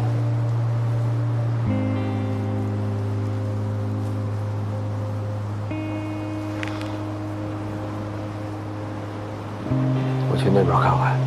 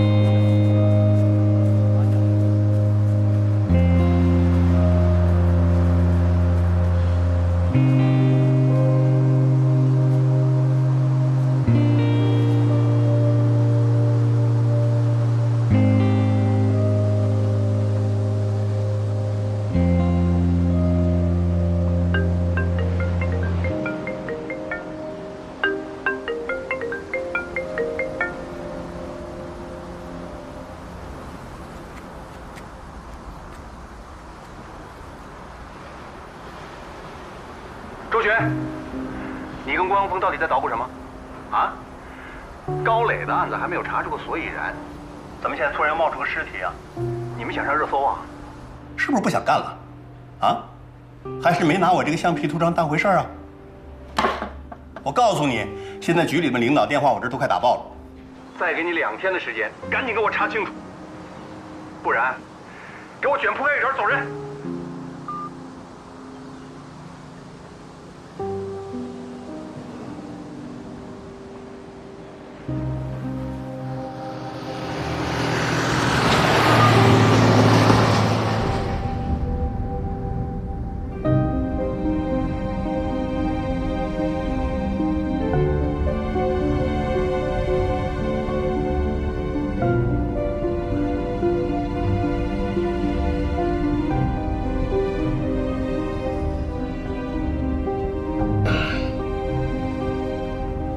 咱们这是去哪儿啊？你说的。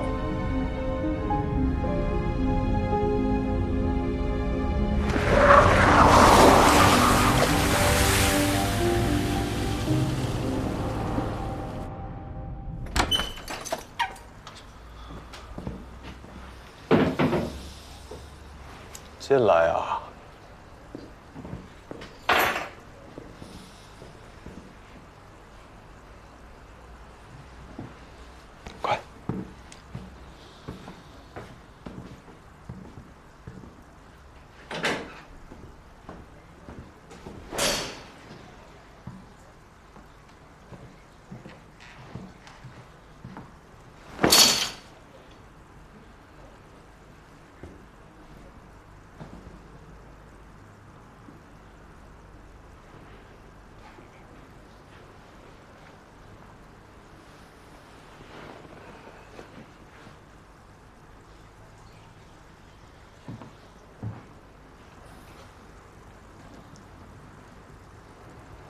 我为什么要帮助你们？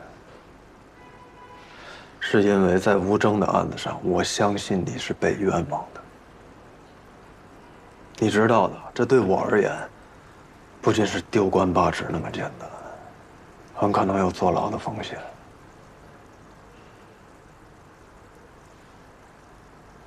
但是现在凭你自己的力量，已经无法进行下去了。我只想尽快的挖出幕后黑手，不管是现在的高磊的案子，还是林佳音被害的案子。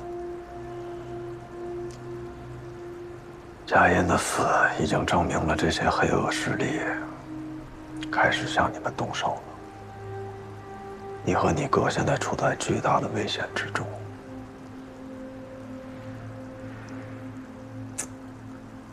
我们现在是在和时间赛跑，只有尽快的查出真相，才能尽早的结束这一切，你才能堂堂正正的走出这扇门。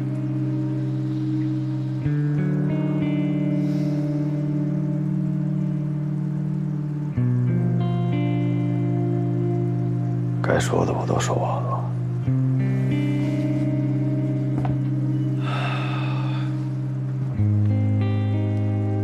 从现在开始，你还是以前的关宏宇，你哥还是从前的关宏峰。你们兄弟俩配合好了，黑白交替。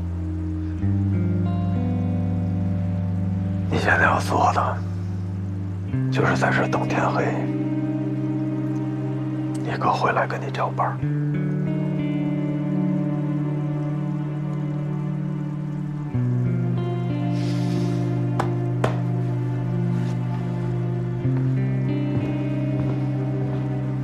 周轩，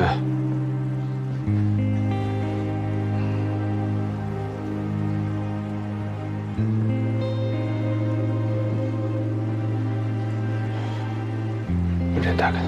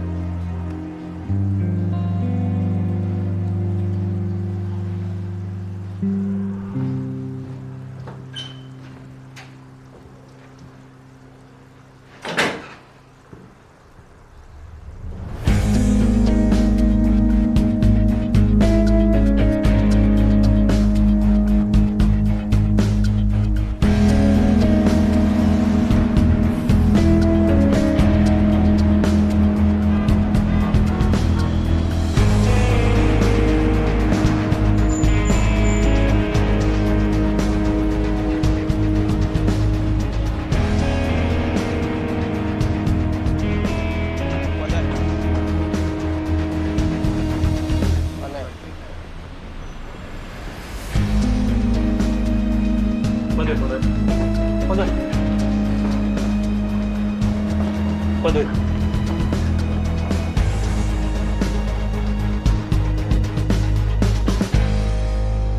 关队，关老师，这个高洞患有霍奇金淋巴瘤，无论这个肿瘤是早期还是晚期，都要做定期的放化疗，甚至要进行全淋巴照射。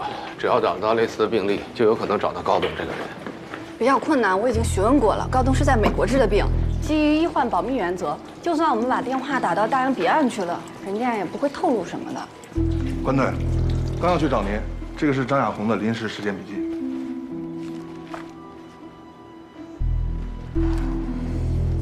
他回国以后就不需要定期的治疗了吗？他在国内有没有固定的住所？有，但是一直在对外出租，从来没有回去过。关老师，月亮湾的别墅我们也已经查过了，酒店登记呢？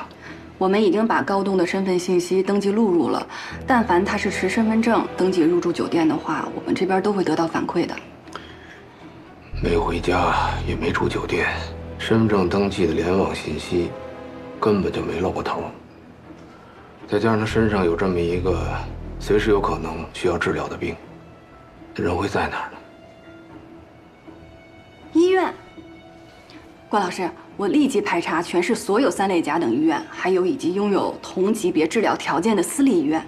不需要排查所有的医院，他这个病需要精密的放疗，对设备要求很高。缩小范围，只查进口过 GE 和 Market 这类设备的医院就行。麻烦你帮我列个清单。没问题。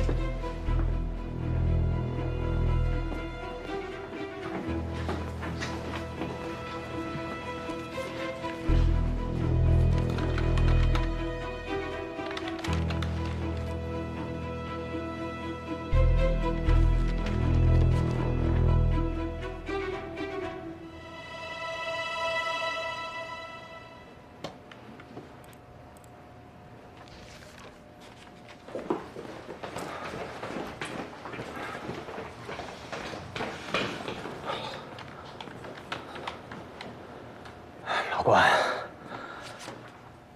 我这上个厕所，你也不等我会儿。张亚红实验报告有新发现吗？张亚红的死亡时间确定是2月18日晚上7点到10点之间吧？我以我的职业做担保。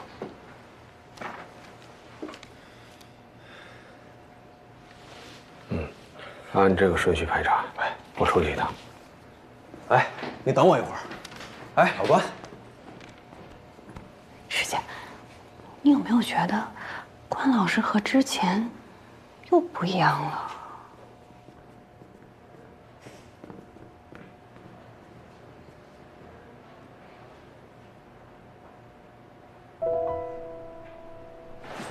要去哪儿啊？去趟南京的啊。我跟你一块儿。哎，不用了，这个事儿你交给小孟去查吧。你好几天没休息了，找个地儿睡一觉。行，哎，好。哎，老关，这个给你。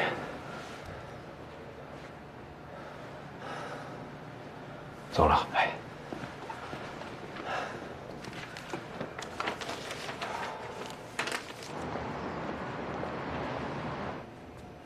高法医，我去送个材料。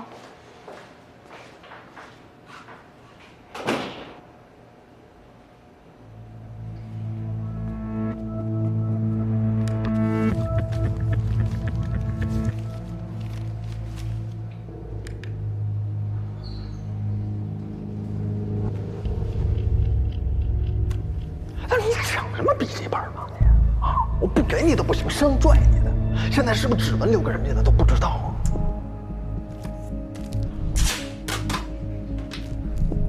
师姐，你有没有觉得关老师和之前又不一样了？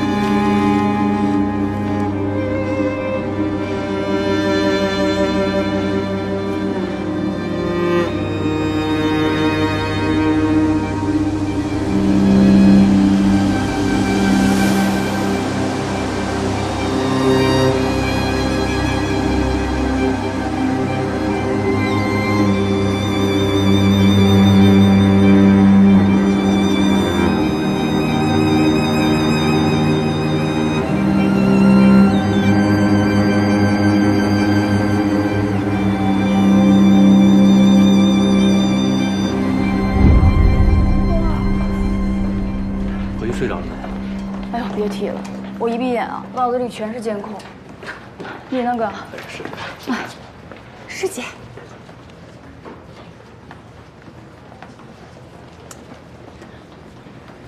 哎，咋了？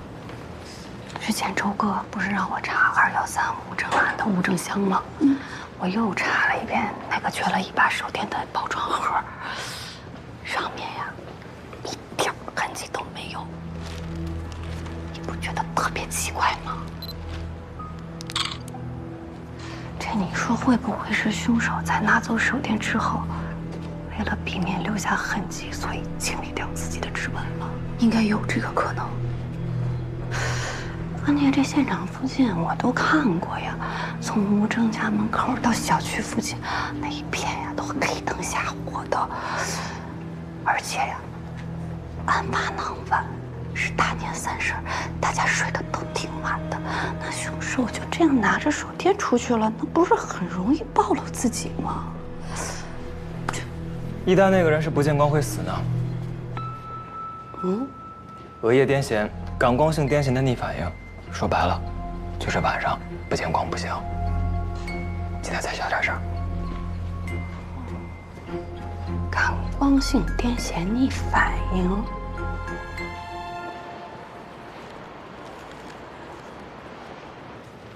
关队，通过 SIM 卡的初步核实，已经确认是张亚红的手机。不过现在内存卡跟手机内置硬盘都损坏了，我们还在尝试进行数据恢复。抓紧时间。好，还有这个，高磊的手机也已经破解了，这是18号到20号所有的通话记录。不过除了跟张亚红联系过，还有一个手机号码多次出现，就是这个手机尾号3678。经核实，我们确认它就是高磊的弟弟高栋的手机号，19号到20号多次出现。不过这个手机目前一直处于关机状态。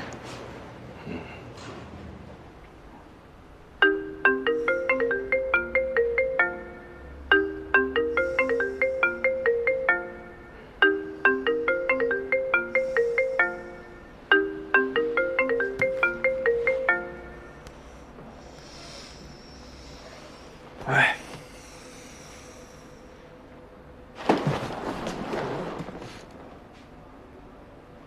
那马上到啊！哎哎，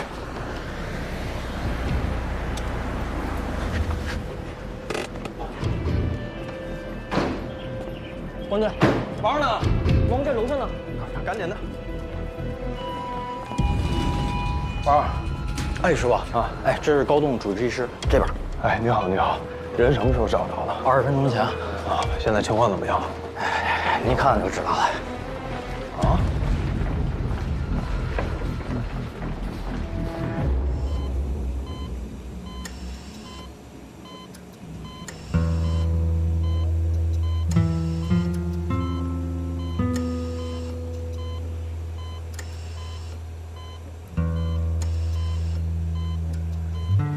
他这个状态有多久了？一直都这样。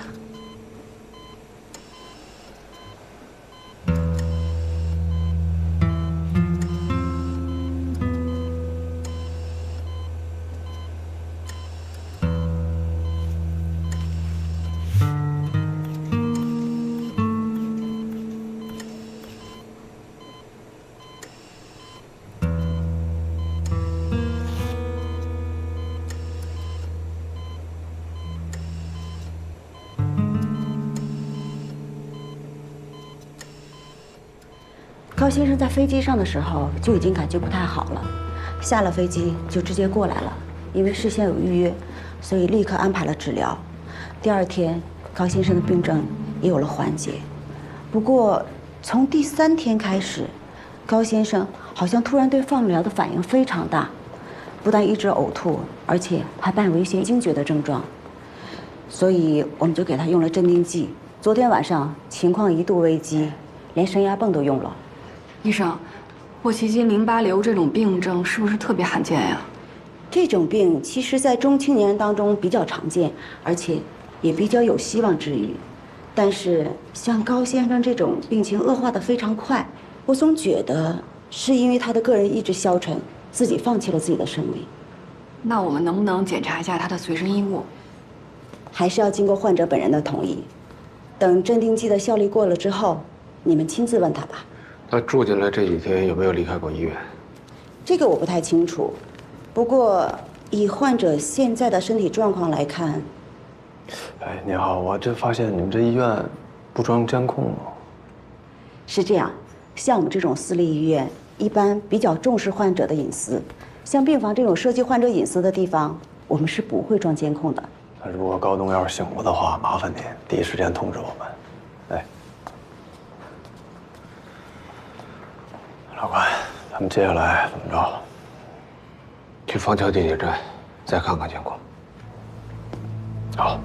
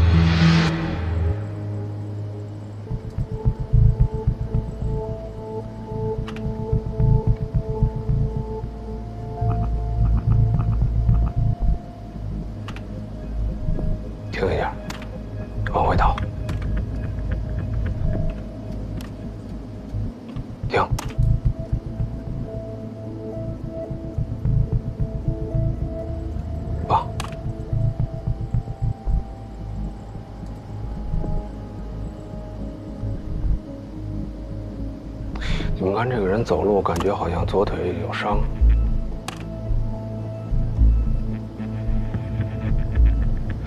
刚才在医院的时候，我注意到这个高栋左腿膝关节以下也是装了牵引的脚程，而且这监控里这人所穿的衣服，好像跟高栋病房里的衣物基本是一致的。也就是说，这个人就是高栋。哎呀，要这么看的话，假设高栋知道高磊杀了张亚红，愤怒之下，很有可能逼死了自己的亲哥。当然了，也不排除是意外或者是自杀什么的，但我觉得这种可能性不大。你觉得呢，老关？在没有充足的证据能够证明高磊是他弟弟逼死的情况下，任何可能都存在。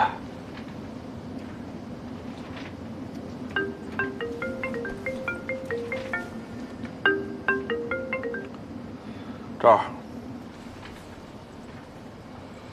好，我知道了啊。张亚红的手机数据恢复了。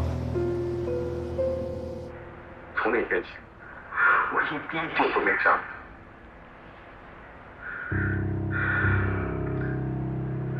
现在说什么都晚。就像你说的，你跟小东就要等你结婚了。但是小东的身体状况你们也知道，我现在就是求你别把这件事告诉我，不要再刺激他。我不想看到小东因为这个事而病情恶化，知不知道？那我想这样，我明知道他生病，我还想嫁给他，而且他也允许我这么做，那就说明我们两个是真心爱着对方的，高磊。所以无论那个人是不是你，或者是别人，我都会在结婚前跟我的另一半坦白的，不然我真的心里过不去那个坎。我觉得只有说出来，我们今后才能毫无保留的彼此信任，一起走下去。你太偏执了，你知道吗？这样，在他明天下飞机之前，咱俩把这事儿一定要有个了断。就算你要说，我跟你一块去跟他说，咱们当面我对面我把这事儿说清楚了，啊，就根本不存在什么一面之词了。好。奇怪，如果张亚红已经预知到自己的死了，那她最应该在和高磊见面的时候录音啊。可现在为什么只有这一段录音呢？哦，可能是因为他的财务工作的职业习惯。张亚红的手机设置了通话自动录音，他的手机里其实有很多段通话录音，但是跟高磊的就只有这一段。这已经说得很明显了啊！高栋和张亚红在一起之前，高磊对张亚红实施过强奸或者是猥亵，而且这件事情发生之后呢，这两个人谁都没跟高栋说过。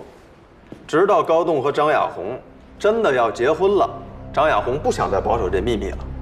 哎，这下高磊急了，趁弟弟回国之前，得拦下张亚红这个念头。这也就可以解释为什么我们会在高磊的车后备箱里发现一份被团成一团的房产赠与承诺书。他就是想用房子堵住张亚红的嘴。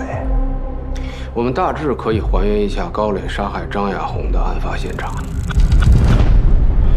张亚红，那套房也给你，财产转移证明我都开好了。小东的病经不起打击，你让他好好活着不行吗？就是因为小东时间不多了，难道我要骗他一辈子吗？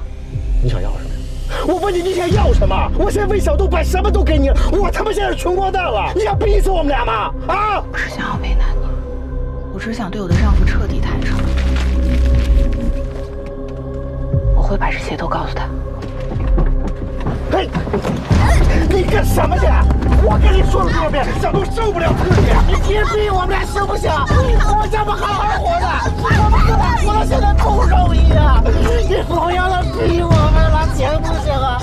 小黄，别再逼我们了，我求你了，不要再逼我们了，行不行？啊，逼我们！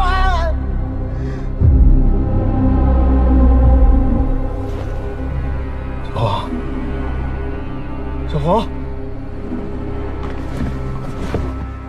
不管是出于主观的故意，还是意外失手，高磊杀了张亚红，并且把尸体运到了蓝鲸岛，意图抛尸。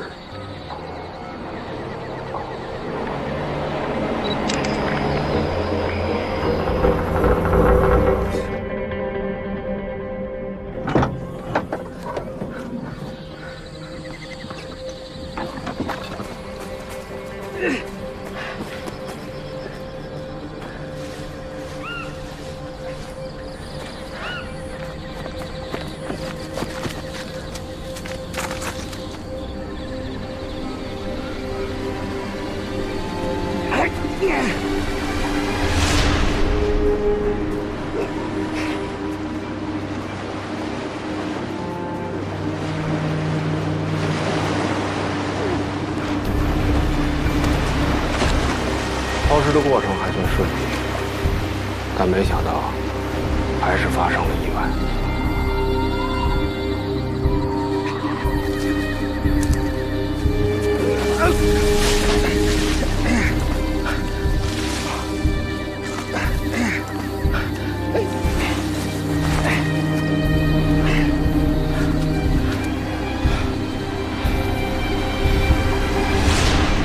我明知道他生病了，我还想嫁给他，而且他也允许我这么做，那就说明我们两个是真心爱着对方。到现在为止，只有说出来，知道我到底要的是什么，我们今后才能毫无保留的彼此信任。你在说什么，我都会这么做。而且我也希望我在我说出来之后，他能自己你在说什么，我所有说出来，那就说明他也是真心爱着对方。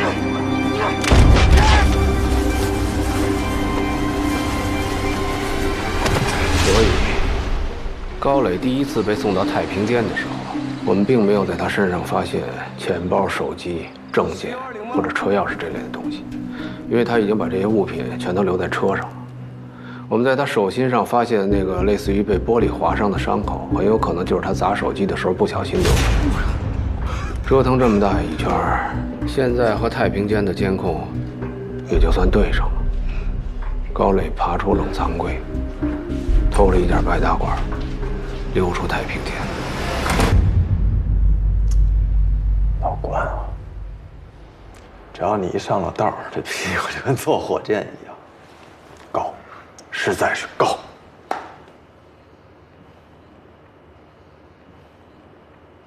那接下来呢？接下来基本上就得靠推测了啊。我们假设呀，高磊回到了蓝鲸岛啊，找到了他的车，而且把现场足迹清理干净了。高磊是后半夜回去的，因为实际上这夫妻俩没有真正见过面，所以他爱人也没有发现什么异常。这天早晨，高磊起来之后跟没事人一样又去上班了，直到第3天的晚上，也就是高栋回来的第2天。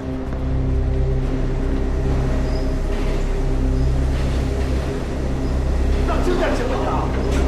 你问我怎么说？到目前为止，我们没有任何直接的证据能够证明地铁隧道里面的死亡是出于自杀、意外还是胁迫性自杀。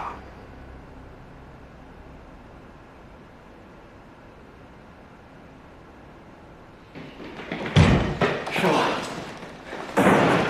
你猜怎么着？这跟你说多少次了，稳重点！哎，人老一惊一乍的。你猜怎么着？我不猜，说。高磊的车钥匙找着了。哪儿找着的？就在枫桥地铁站进站口旁边栅栏里啊！经过比对，发现上面的指纹除了高磊的，还有他弟高栋的。行，走啊，师傅！哪儿去？吃饺子去啊！我看你长得像饺子，那抠缩的。小周，我去趟西关，高栋醒过来随时告诉我。行嘞。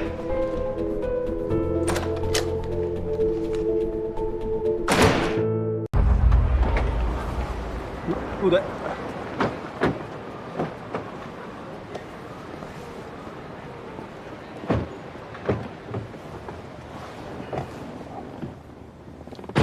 关队，您怎么来了？小罗，我是特意来找你的。我对你有个不情之请，希望你能务必帮我这个忙。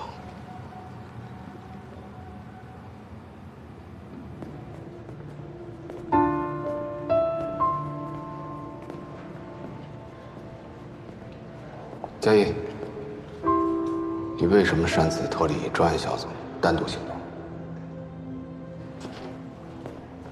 动？我不想再回去当警察了。说实话，是不是有什么苦衷？如果你指的是身份记录完全被消除，几年如一日过着人不人鬼不鬼的生活，没错。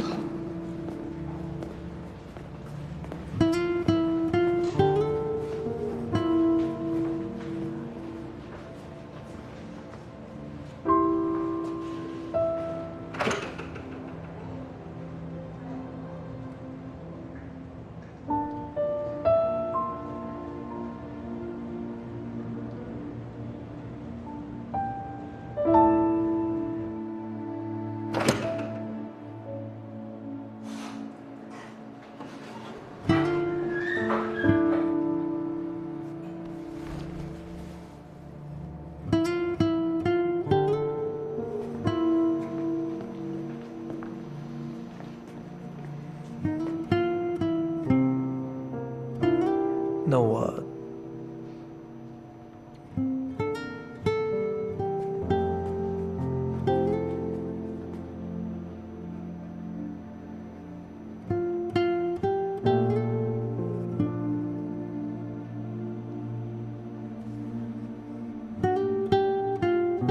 我不会再回来了。这个世界上不会再有林佳音这个人。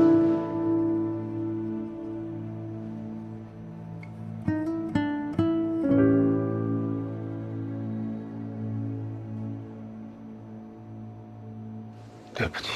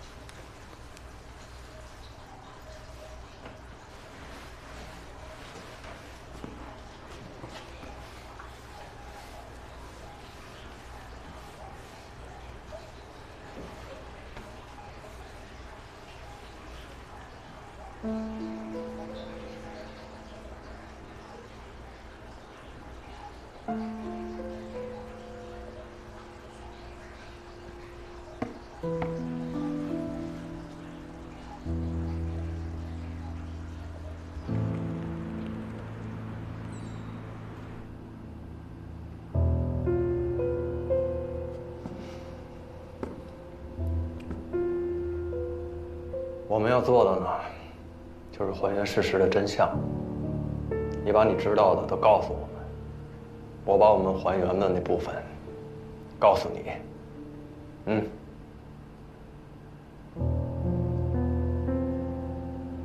你这手机方便吗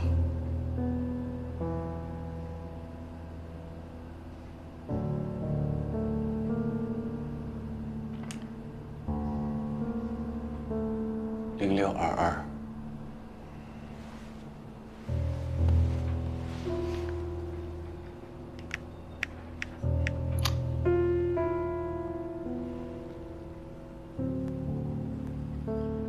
在你认识张亚红之前，据我们判断，你哥对张亚红实施过某种侵害行为。当时可能出于各种原因啊，也有可能是出于压力，他没有揭发你哥。直到你们现在要领证结婚了，张亚红想把全部的过程告诉你，可你哥不同意。他约张亚红出去单聊，两人在争执之下，他掐死了张亚红。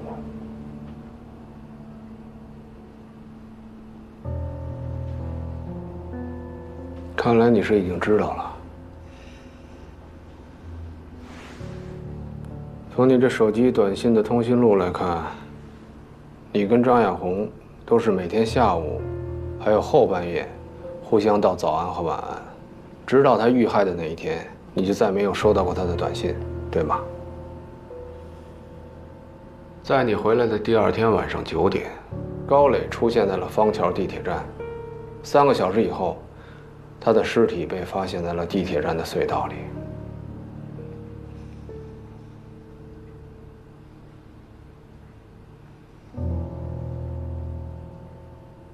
他死了。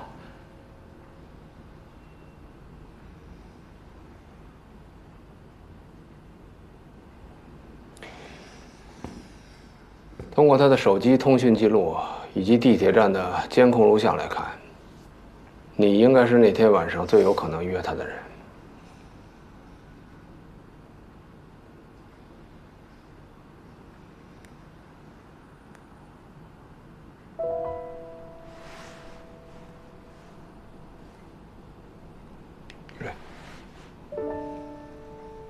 难怪是方桥地铁站，你跟张亚红是在那儿认识的。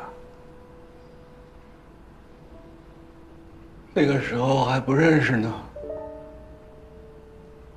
我只是在地铁站偷偷的给他拍过几张照片。那你把你哥约到那儿去，你怎么会觉得张亚红的失踪跟他有关呢？我哥以前一直催我结婚，让我去找个女朋友。后来我和亚红在一起了，带她去我哥家吃饭。第一次见面的时候，他们两个都很反常。后来我哥就以各种理由让我跟亚红分手。那个时候，我就觉得他们可能有什么，但是我不在乎，因为我相信我哥，也相信亚红。你和你哥在地铁站见面的时候，他向你坦白了吗？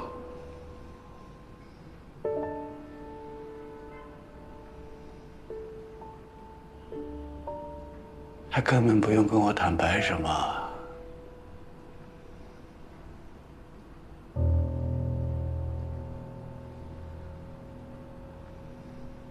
只是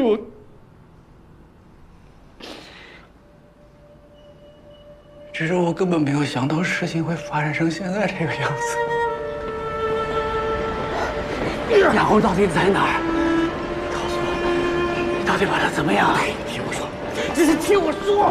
哥哥，你问我哪知道？现在单位也在找他。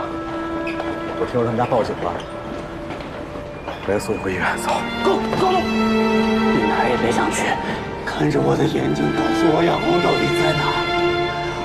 告诉我呀，你到底把她怎么样了？你他妈一句实话，你虽然要命了就行了，你到底把她怎么样？对了，我只想知道她在哪儿。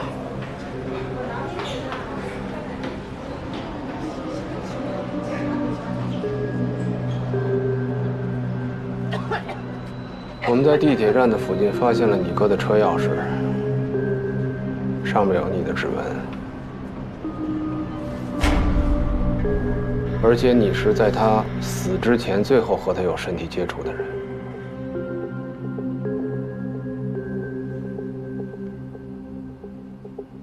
你是想说，我杀了我哥，是吗？他是在地铁隧道中，因为车厢的撞击以及2次伤害的波及，导致大部分的脏器破裂，然后内部大出血死亡。他死的时候，你看到了吗？我为什么要杀他呀？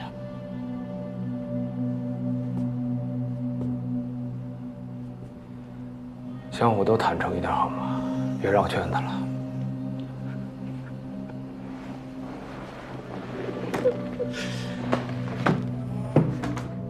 你觉得我会杀死我哥吗？你们觉得我像他一样没有人性，不在乎任何人的感受，活得像个畜生吗？就算他真的是个畜生，就算他真的伤害过雅红，就算雅红是他杀的，我也不会逼他去死，因为他是我哥。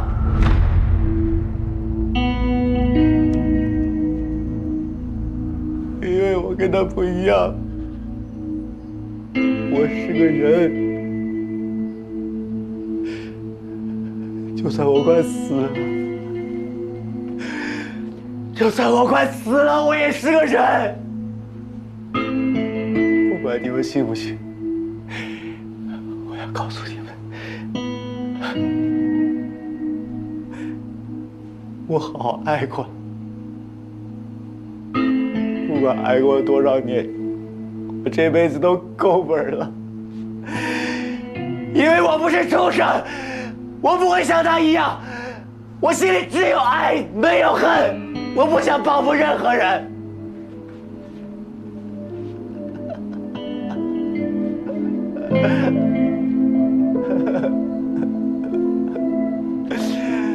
可能你们觉得我很懦弱，但是没关系，这就是我，可以吗？不可以吗？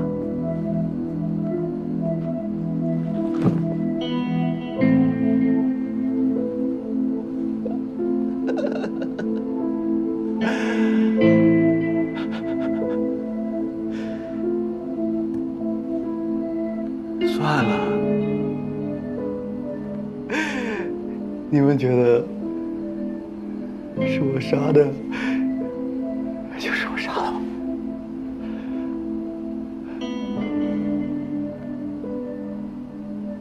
所有人都死了，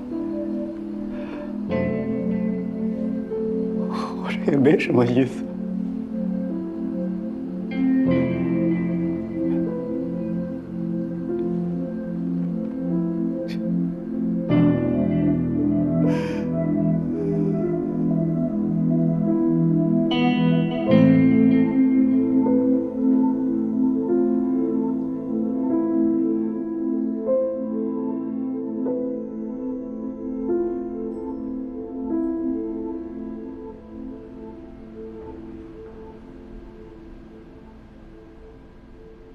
你真的相信高东不是凶手吗？目前来看，确实没有证据能证明是他害死了他哥哥。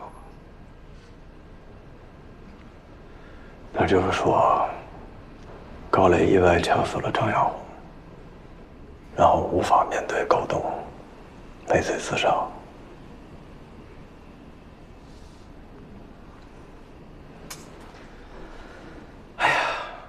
搞得这么热闹，到头来这么简单。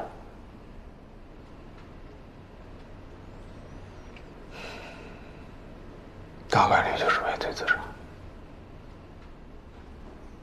咱先抛开概率不谈，老关，这不太像你的所作所为，显得太不冷静了。你是不是有点感情用事啊？高东一直在骂高磊，但在他的骨子里，依然把高磊当成自己的亲人，当成自己的亲哥哥。你是不是触景生情，联想到红月了？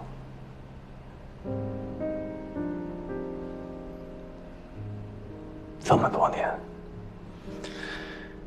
你永远板着一张脸，冷得像个冰棍似的。例行到了极点，谁都不知道你在想什么。今天感觉你终于有点破冰了。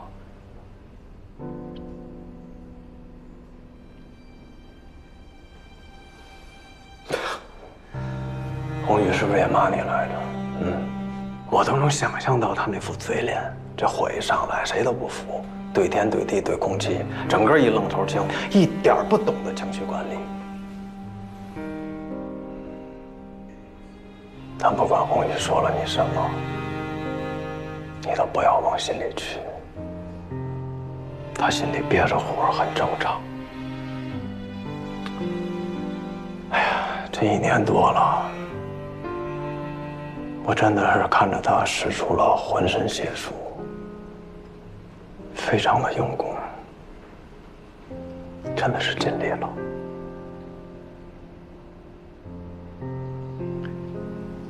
所以我欠他一个道歉，一个真正的道歉。行了，天儿也不早了啊，我也得回队里跟市局赶紧汇报一下了，别让他又鸡翅白裂、吹胡子瞪眼了。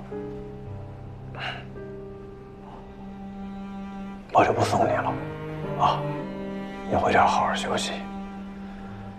这案子也结了，也别多想了。回去该怎么聊怎么聊，啊。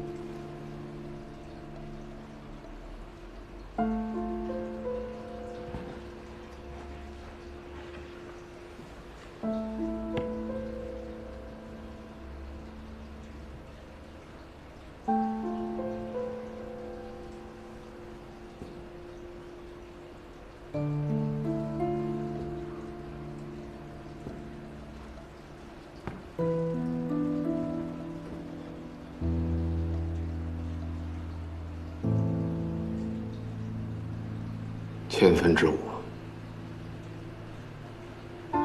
这是你替我去总队之前，在爸妈的墓碑那儿问我的第一个问题。你知道能有一个孪生兄弟的几率有多大吗？如果说异母同胞是缘分的话，那咱俩并肩能走到今天，那就是造化了。我在这不足5/1000的概率中做了哥哥，但我并没有珍惜这样的机缘。我把这5/1000的幸运当做了自己脱身的法门。哥，你相信我，我真的没杀人。我曾无数次地问我自己，如果让我重新再选一次的话，我会怎么做？起初我没有办法给自己明确的答复，但是经过这1年，此时此刻，我实实在在地感觉到，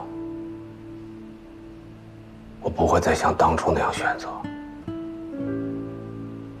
因为我没有权利牺牲你，伤害你，更没有权利要求你帮一个不像兄长的兄长。在我的计划当中，你是一个关键而不稳定的变量，所以我欺骗你，稳住你，企图从一个谎言去破除另一个谎言，找到真相。我就是想告诉你，如果换我是你的话，或者说有一天你要是沦落到我这个地步的话，我是绝不会抛下你不管的。王宇，我真的没有抛下你，更没有牺牲你。我知道你生气的原因，是因为你已经倾其所有，心甘情愿地牺牲关宏宇，然后和我共用一个身份。在你内心里，早已经认定，你和我是这独木舟上患难与共的人。我承认，当时忽略了你的感受，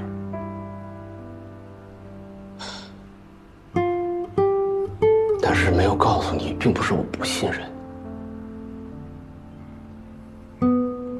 我害怕一旦说出来，这个独木舟上就只剩下我一个人了。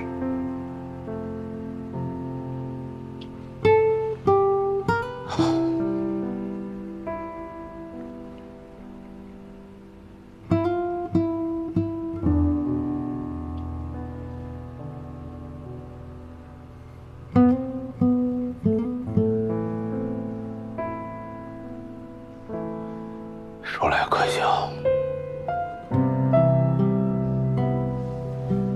这人小的时候走夜路怕见着鬼，长大了以后走夜路反倒怕见着人。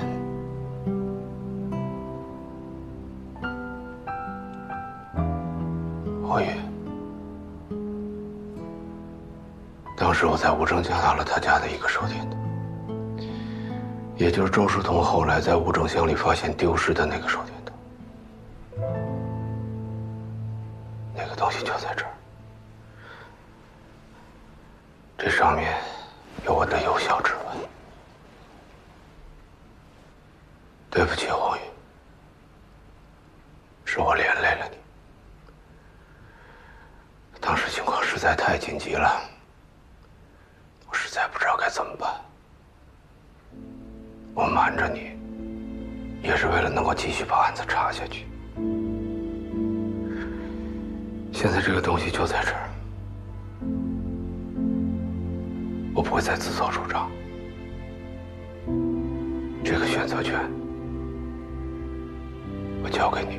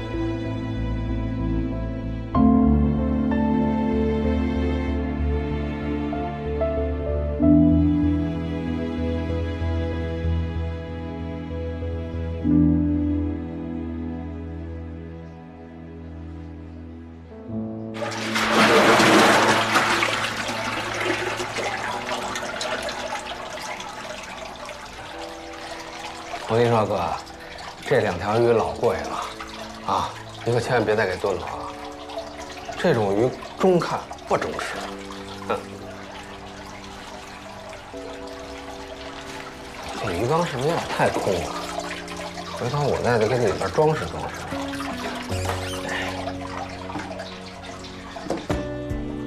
怎么样？哎呀，好看了吧？ 哎，我跟你说，名字我都想好了，金色的这个呢叫金角大王，银色叫银角大王，怎么样？哎，哥俩，叫你一声，你敢答应吗？啊？刚来还没适应呢。金角大王，银角大王。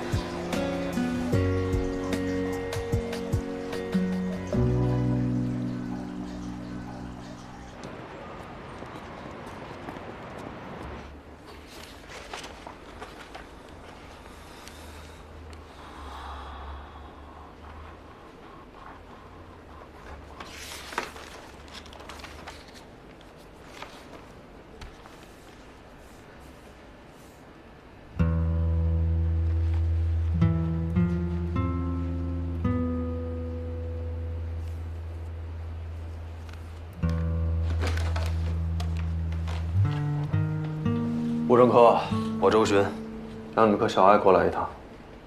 哎，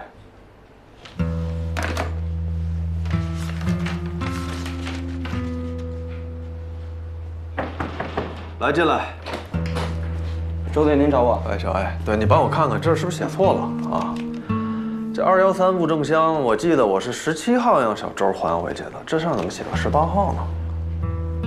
不可能，就是18号。 那天周6，我正跟同事在外面吃饭呢，小周特意给我打电话叫我回来一趟。还物证。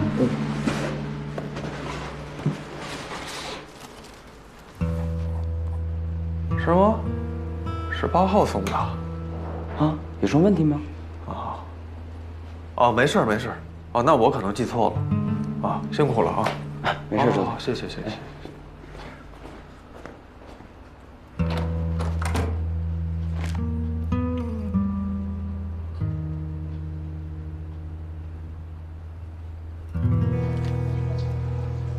杀死林佳音的人，很有可能是这个人。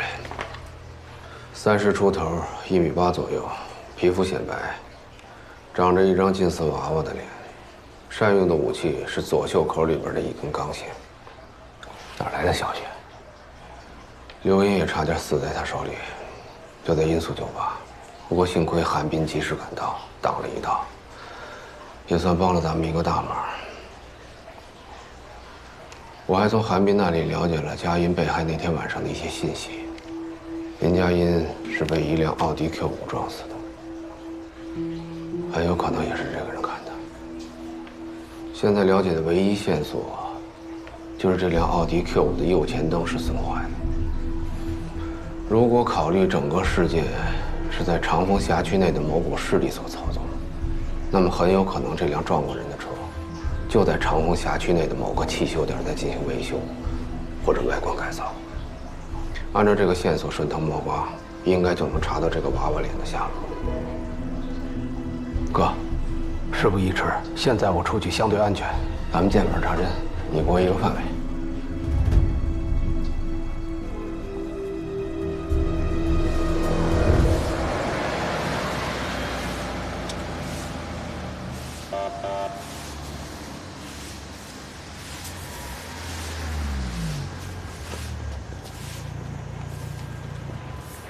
哎呀，胡所，周队，好久不见啊！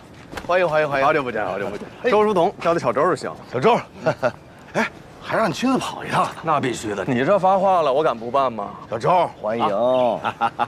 叫人啊，胡所，怎么傻了呢？胡所好。行嘞，那你帮他办办入职，我就先撤了。喝杯茶再走啊？茶就不喝了，改天吃饭吧。没问题。行嘞，你慢点啊。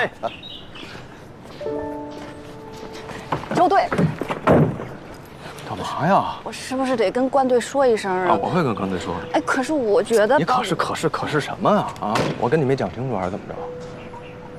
你到基层的派出所来锻炼锻炼，不是什么坏事啊。而且关老师是不是也说过，你们这茬孩子就是欠练。哎，我也这么觉得的。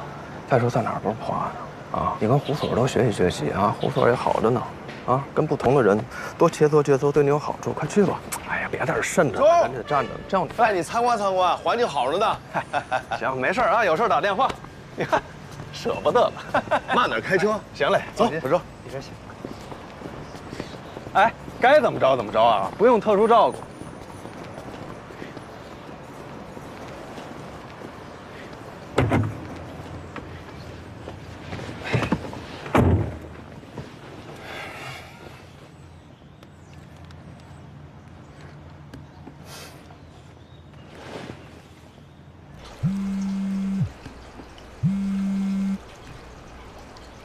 对，哎，老关，我把周书童借调到山南路派出所了。什么？之前把他安排在你身边，你也不是不知道，现在不是用不着了吗？再说正好派出所缺人，我让他下来锻炼锻炼。最关键的是他对你们兄弟俩这身份现在有疑心啊，他老问东问西的，瞎琢磨在那儿。我说你是不是想多了？周书童确实比别人更警觉、更机敏一些。这一年下来，我明显感觉到他一直在非常努力的想成为一名优秀的刑警。事实上证明，他成长得也很快，而且……好，老关，你就自己管好自己啊。咱多一事不如少一事啊，先晾他一段时间，静观其变，是不是？啊，先不说了，回头聊。嗯。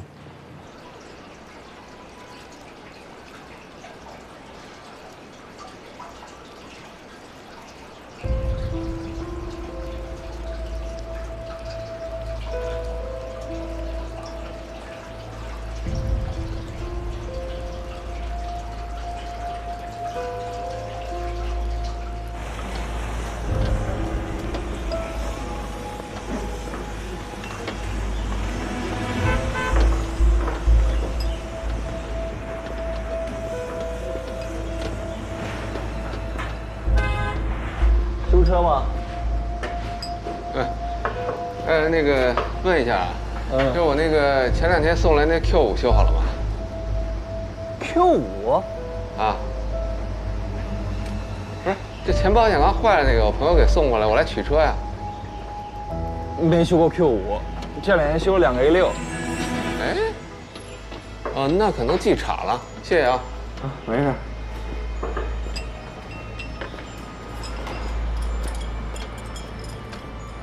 哎，哥，安宁桥西北角这几家店也可以排除了，差不多。那基本上排查过半了啊，离你很近的这个南大街和向阳路交叉路口东南角有一家叫捷通汽修行的，我在网上查了一下，他们主要是修奥迪的，你可以趁天黑前可以去看一下。行，我知道了。喂，哥，我这一时半会儿可能过不来了。什么情况？周巡给我来电话了，八成有案子，我先挂了啊。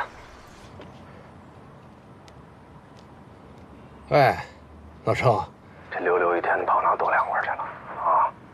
你真拿支队不当单位啊？拿我不当干部？怎么着，这老毛没要饭？哎呀，看你说的，周大队长，我这打醒了就一直盯着手机，都快瞪成2五眼了，生怕错过你的召唤。行，别废话了啊！出案子了，眼看天擦黑了，你哥来不了，你赶紧过来顶上。石广陵督着呢，20分钟啊！得嘞。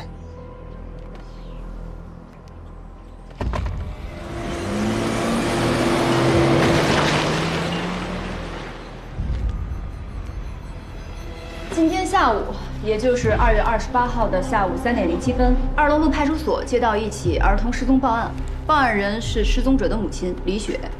当天下午，李雪在店里打扫卫生，她的孩子姚飞在门口跟别的儿童玩耍。没过多久，就有人提醒李雪说，姚飞被一名陌生女人带上了车。经过调取和筛查店里监控，发现该名女子在之前就在门口踩过点儿。确认李雪专注打扫卫生之后，在第2次经过的时候将孩子带走。李雪追出去寻找，发现姚飞已经不见了，于是报了案。至此，我们基本可以确认姚飞遭到了诱拐。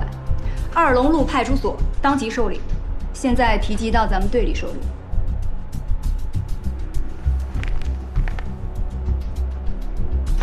失决。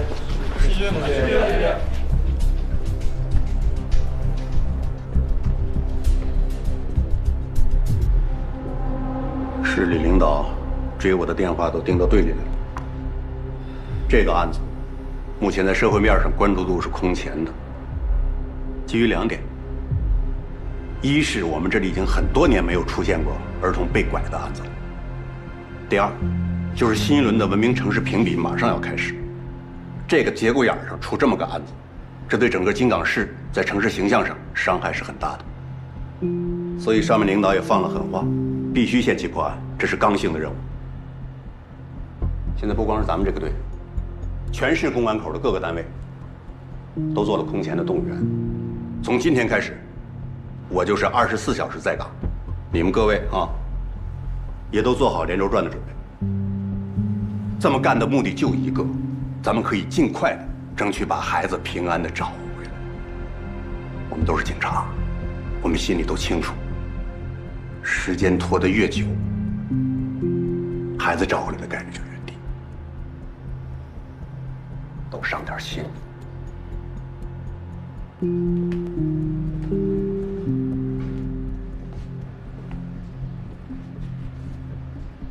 都听着，孩子不找回来，谁也没有消停日子过。都清楚了吗？清楚了。